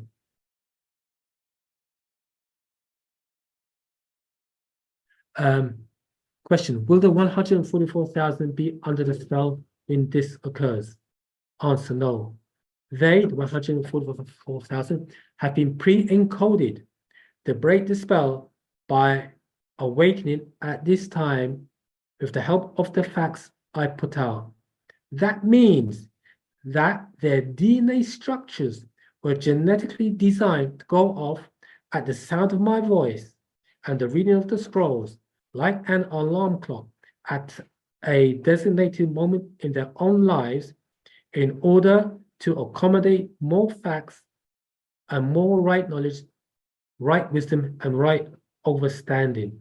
That basically means is that just how the master teacher is a seeded entity, he's saying here the 144,000 are also seeded entities. And upon coming into Wu-Sabat or Wu-Sabat or listening to the master's voice, it will trigger something inside of them to awaken, because they are looking for people with particular characteristics, okay, to become like the master teacher or like a seeded entities, okay. So let's have a look now. Page 28, what is some of as well?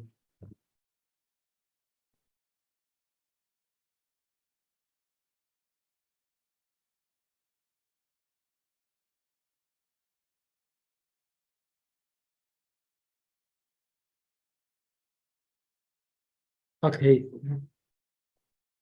what the master,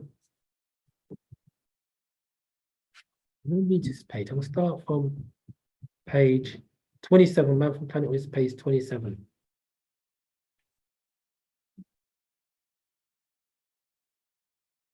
It's got here, page 27 reads, when I state the time is now, we are reminding you of your genetic agreement as well as being literal. So when he says, I remind you of your genetic agreement as well as being literal, meaning that within our DNA, or before that, before we came onto incarnated in the physical form, we made an agreement in the non-physical that when right knowledge comes around, we'll gravitate towards it. That was an agreement that was made. And that agreement was placed inside of our DNA. So we came from our mother and father met, came through the birth canal of our mother, and we start to experience what it's like to be human. Go through many experiences until a point in time reached whereby we then we came across Wu-Sabat or Wu-Sabat, and we gravitated towards it. That means we are on the path towards fulfilling our genetic agreement. For example, one good example is yourself. The reason why you're here wasn't because it's cold outside when you keep warm. You came in here because in your DNA, you made an agreement. We talked about this earlier on before you came, and we call it synchronicity. You're not here because of luck or coincidence, it's because it was pre-encoded within inside of your DNA that for you to be here, genetic agreement.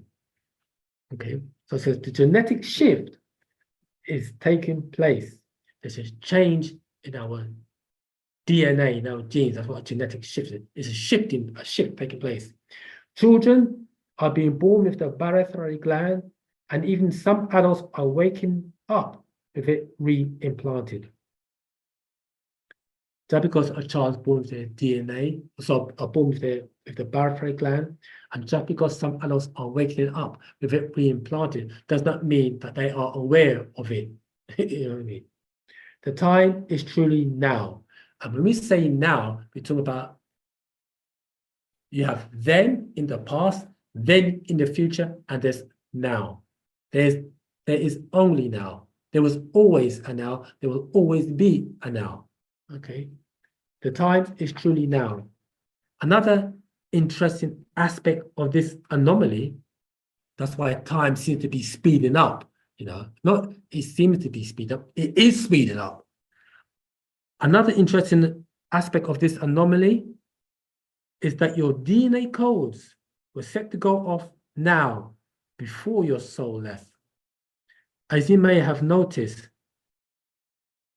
acknowledgement of Baba Yananan activated the DNA codes. That's what that is saying here.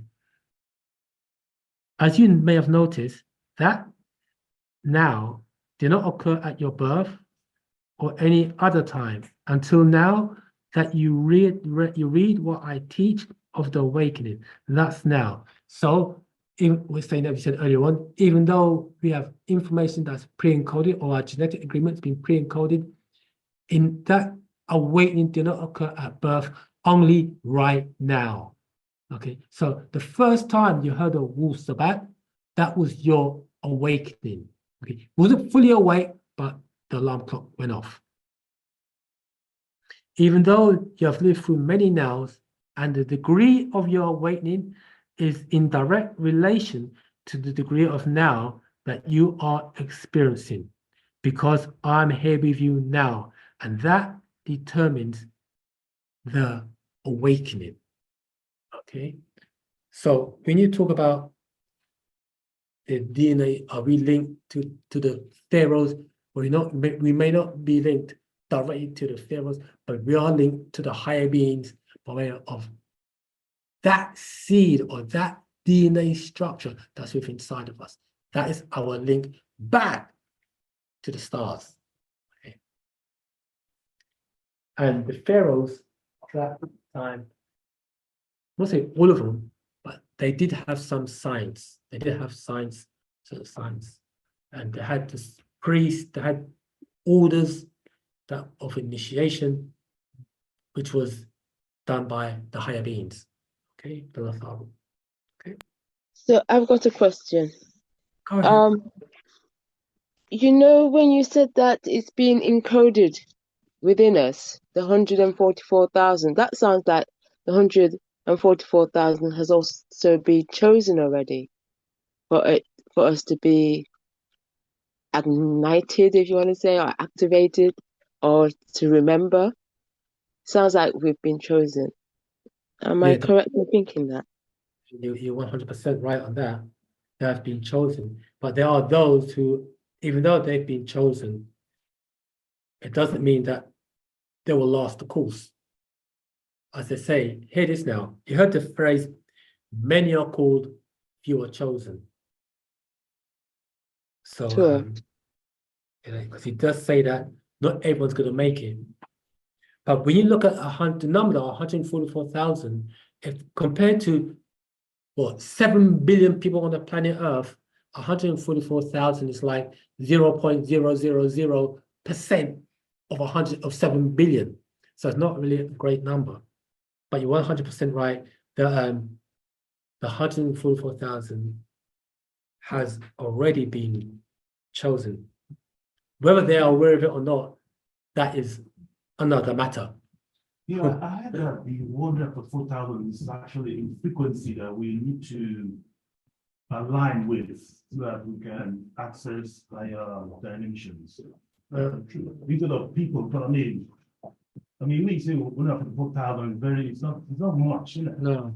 So I heard that it's a frequency that we have to align with in order to access higher realms. That's true. I never heard the master teacher put it like that before. So I just think more like a higher frequency instead of people. I mean, it's just so few. It's not that's right.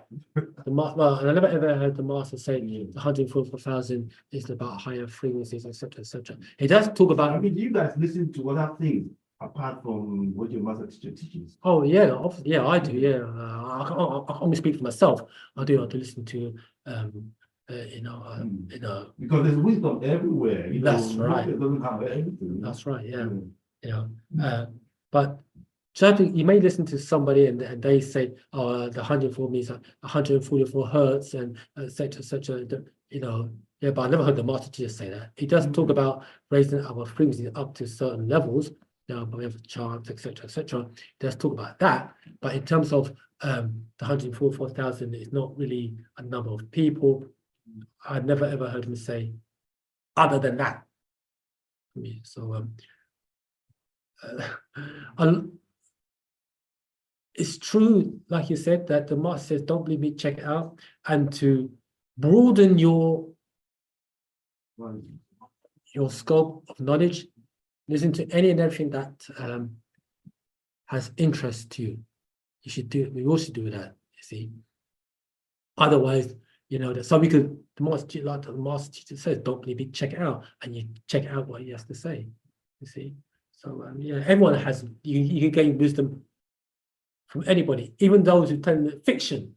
You can gain wisdom from facts or from fiction just as well. You can get it from facts. Okay, so so we do that, But do you check out other people as well? Yeah. Oh, that's good. Yeah, that's right. Yeah, that's good. That's good. Yeah, good. Okay. So any further questions? Anybody? Everyone got all the questions answered? Yes, I was just thinking that the 144,000, because they're not many in comparison to the whole of us, I'm just thinking that maybe they are going to be doing specific work. Not everyone will reach that grade or that level to be able to do what they are coming in to do or what they are here to do, similar to the master teacher. are we prepared to go through this, the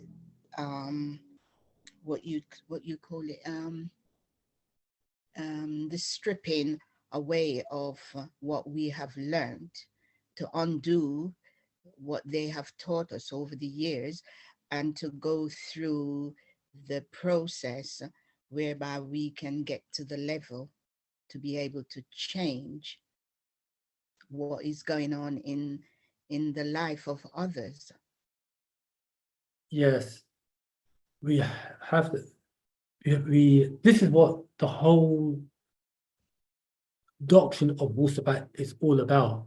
It's constructed so that it will recalibrate our thinking, our thought patterns, because in order for us to do, you've got to have the knowledge, and the knowledge would influence our thoughts, and our thoughts would influence our actions. That's the progression. Now, if one man, Partner Babyanan, can do so much, what would 144,000 Partner Babyanans do? Right, that's it. Yes, thank you. You talk about, for lack of a better word, world domination. You know, Take so over. We'll just take over. you take over, yeah.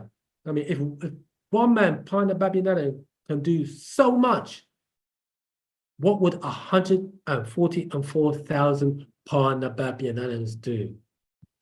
The whole atmosphere of the planet would change. They said that's the number that they want. The higher beings want 104,000. They sent one down, and look what he's accomplished. And you're 100% right.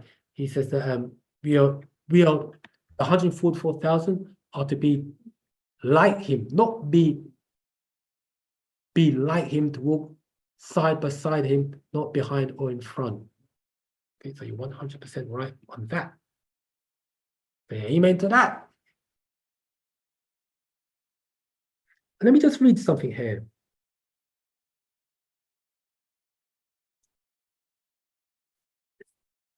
It's got here, it's from the Sacred Wisdom, page 86. If the universe is mind in its nature, is God or the grand architect of the universe, YHWH, Allah or Theos?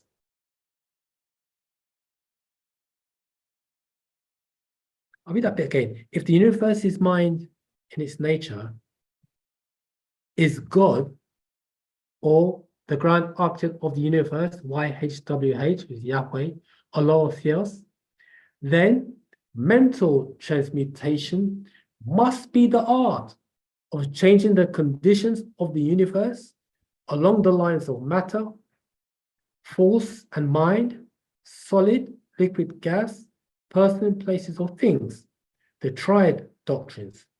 So you see, therefore, the mental transmutation is really the magic of which the ancient writers had so much to say in their mystical works, and about which they gave so few practical instructions. If all be mental, then the art which enables one to transmute mental conditions must render the master the controller of material conditions as well as those ordinary called mental. So what he's saying here is that Yahweh of the Jews, Allah of the Muslims, or Theos of the Christians,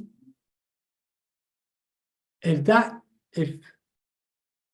is whom those of Abrahamism refer to as God, is God, then YHWH, Allah or Theos, has the ability and capability to make this world a better place. That is, if he is, or she is, or it is the grand architect of the universe. How comes the conditions are still the same. Actually, in such a dire state,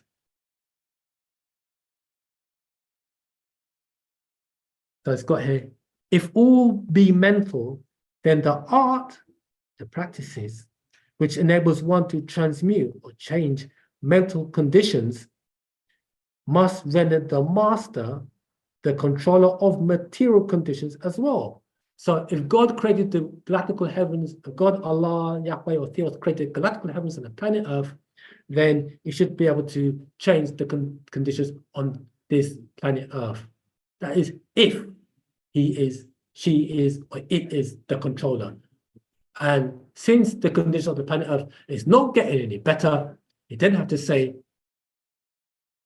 what Yahweh, Allah, or Theos is not the grand architect of the universe or in control of things in the universe and on the planet Earth. So who is? Who, you just said it. Who is? Who is the controller? That's what you said. In your question, you said the answer, who or who he. I mean, and when, yeah, so you're right. Thank you for the answer, bro. Who is the controller? Correct. I mean, hear this now. But now he breaks it down. Who is controller? It is. As a matter of fact, none but advanced mental alchemists have been able to attain the degree of power necessary to control the grosser physical conditions, such as the control of the elements of nature, that will make them a god or supreme being. An alchemist, or those who have the ability to change conditions, will make you, meaning such as the physical conditions on the planet or the elements of the planet, that will make you the supreme being or a supreme being, feminine or masculine. The production or sensation of tempests, it's about the weather patterns, the production and cessation of earthquakes, rain, hail, and other great physical phenomena, these beings were gods. What he's saying here, there are beings who walk this planet Earth or are walking the planet Earth that can control the physical conditions such as the weather on this planet Earth. These are the gods. But that such mortals have existed and do exist today, if those beings are on the planet Earth, is a matter of earnest facts to all advanced occultists of all schools, which all came from Egypt. All those people, or we say those, we should refer to them as supreme beings, had their teachings in ancient Tamaray, Egypt. That par Nebat, we say, or Munbab, the masters exist and have these powers. The best teachers assure their students, having had experiences which justify them in such realities and statements. Goes on to say this.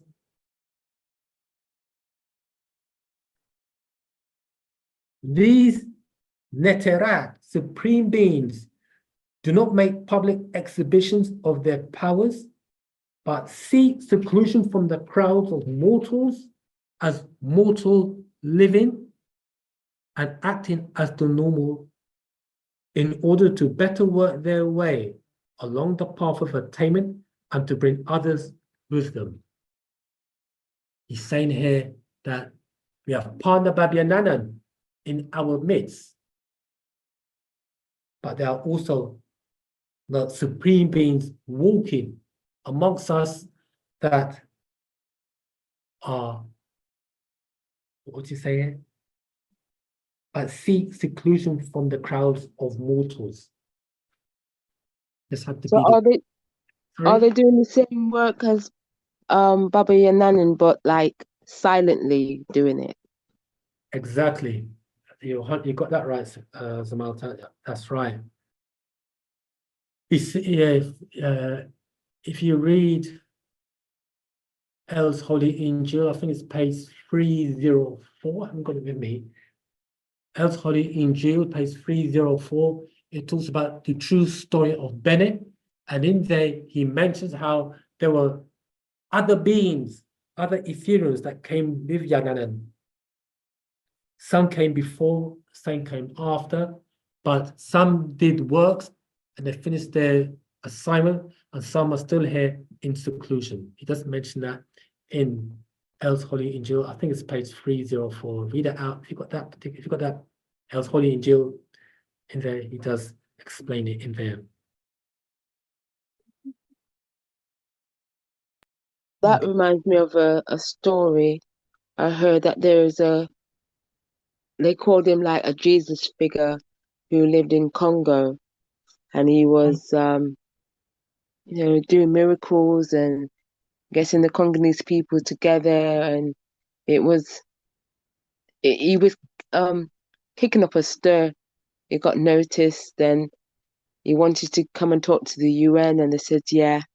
And while he was taking the journey over, they actually killed him. And the story goes that they dismembered his body because they were so afraid of him, and scattered his body, and really like tried to bury him in different parts of the world. And it actually manifests back together in the UN office and says, okay, if you want to get rid of me this bad, I'll leave, but don't be fooled, because there are people like me there's more like me who are coming and will come. Okay. I don't know if anyone's ever heard that story, but can't remember his name, but I'm sure he came from Congo. Okay, thank you Yeah. for enlightening us. We never heard that. Is that recently or? Yeah, it was in the 1960s, I think it happened. I saw a picture of him in his suit and everything. Yeah. Okay. I saw I saw it on the internet.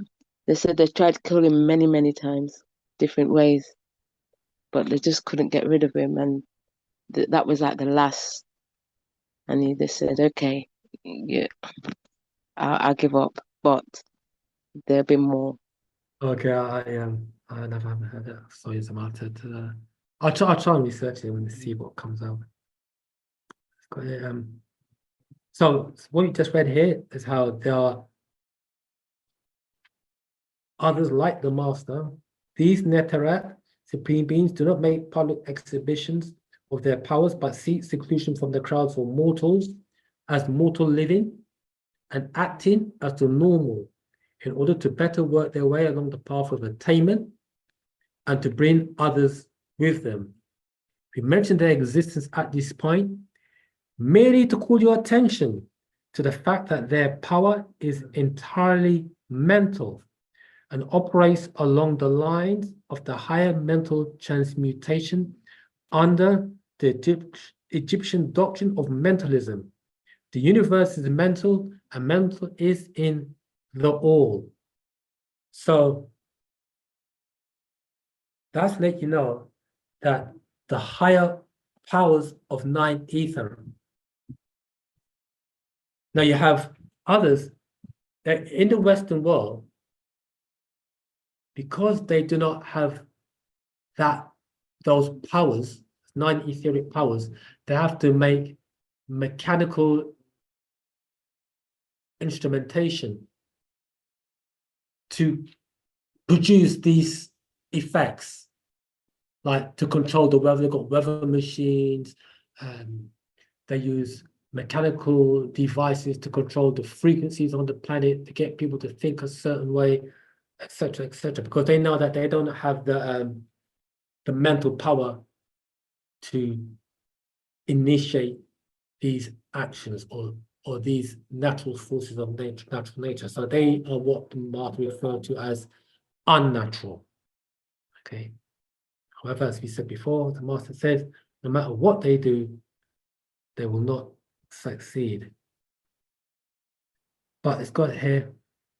But students of lesser degree than Pa Neterat, the supreme beings, the initiates and teachers are able to freely work along the mental plane in mental transmutation. In fact, all that we call psychic phenomena, mental science, new thought phenomena, etc., operates along the same general lines, for there is but one doctrine involved, no matter by what name the phenomena be called. So, what the teachers of Pandababhidana is doing, the objective of it all is for us to raise our states of mind up to the level first where we begin to gain control of ourselves, and then we begin to gain control of our environment. Then once you get control of yourself and your environment, and you may say environment to, like, for example, your household, then we work out and out. So, but the center or the source is the individual. And it all starts in the mind. And that entails doing those exercises that will help strengthen our minds. Be it meditation, chanting, concentration exercises, reading, those things that help strengthen the mind. Because the mind is what we refer to as the motivating factor and the activator. The mind is the motivator and the activator of all our actions that we do. Okay, seen and unseen. So, any questions thus far, Musa? Yeah. Go ahead, Samantha. You know the chant, the Hika, Hu, He, Hika, and Sia. Are they chants that we actually chant? Yeah. Yeah, they are chants that you chant. Yeah, that's Okay. yeah. Remember that when we say Hu, He, Hika, and Sia, we're talking about these are guiding forces outside of this realm. So when we chant Hu, He, Hika, and Sia, that is what we are invoking, those higher forces. Let me just read something here. So we talk about Hu, He, can see it reads, it's from the Black Book, page 117, verse 305. It reads, these beings, Hu, He, can see, once dwelt in this realm, the physical realm, and now they are guiding forces and controlling forces from beyond this world. So now he's talking about these are what you call outside this dimension, working as the involuntary to the voluntary in the human body. So there are forces that has an effect on our involuntary body systems and also our voluntary forces within in the human body. So when you call upon Hu, He, Hika, and Sia, you're call upon these etheric forces. So you're 100% right on that. And as we said, a lot of it's got to do with the breathing. So before we chant, you breathe in through the nose, and as you're chanting, Wu, He, Hika, and Sia, and focus your attention on that heart seat as you're chanting to help expedite or to make greater or to bring about those conditions. Okay. So when we're doing this, our visualization should be on our heart chakra, but also the outcome that we want to create from it also, because we're saying the chants, it's going to have an effect on our minds and our body, but why are we saying it? Have we got our own reasoning why we want to be calling on these forces? That's And right. so because these are higher forces, we shouldn't be calling them on for selfish reasons, but for more not selfish reasons. Yeah. Yeah. So I can't be calling on them and asking for the lottery now, can I? A bit selfish. Even if I was going to use the money for a higher purpose, it's still I'm gaining something for myself to help others, but still, you shouldn't be calling on these forces and Yeah. how can I say it? For Yeah, it should be self-gain. for say that again. Not for Self-gain. self-gain. Yeah, not for self-gain. Yeah. What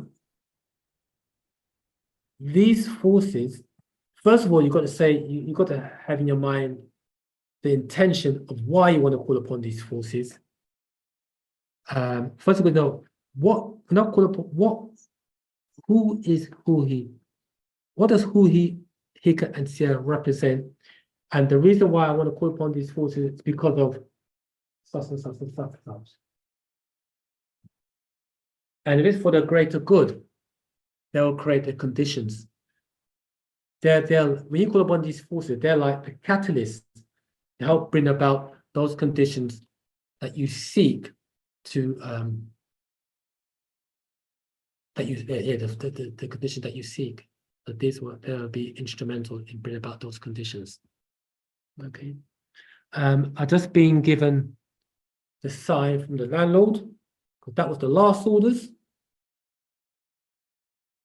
And basically meaning that today is the end of this class today. I hope that you all found this very informative. Class next week will be taken by Siken. Class after that, end of the month, will be taken by Osiaka Are. And as usual, we'd like to thank you all for attending class today, because you all are the ones who make the class. Once again, Moisar, say Akhros, give and take care. Till the next time, Wadu. What do Wadu. Wadu. Wadu.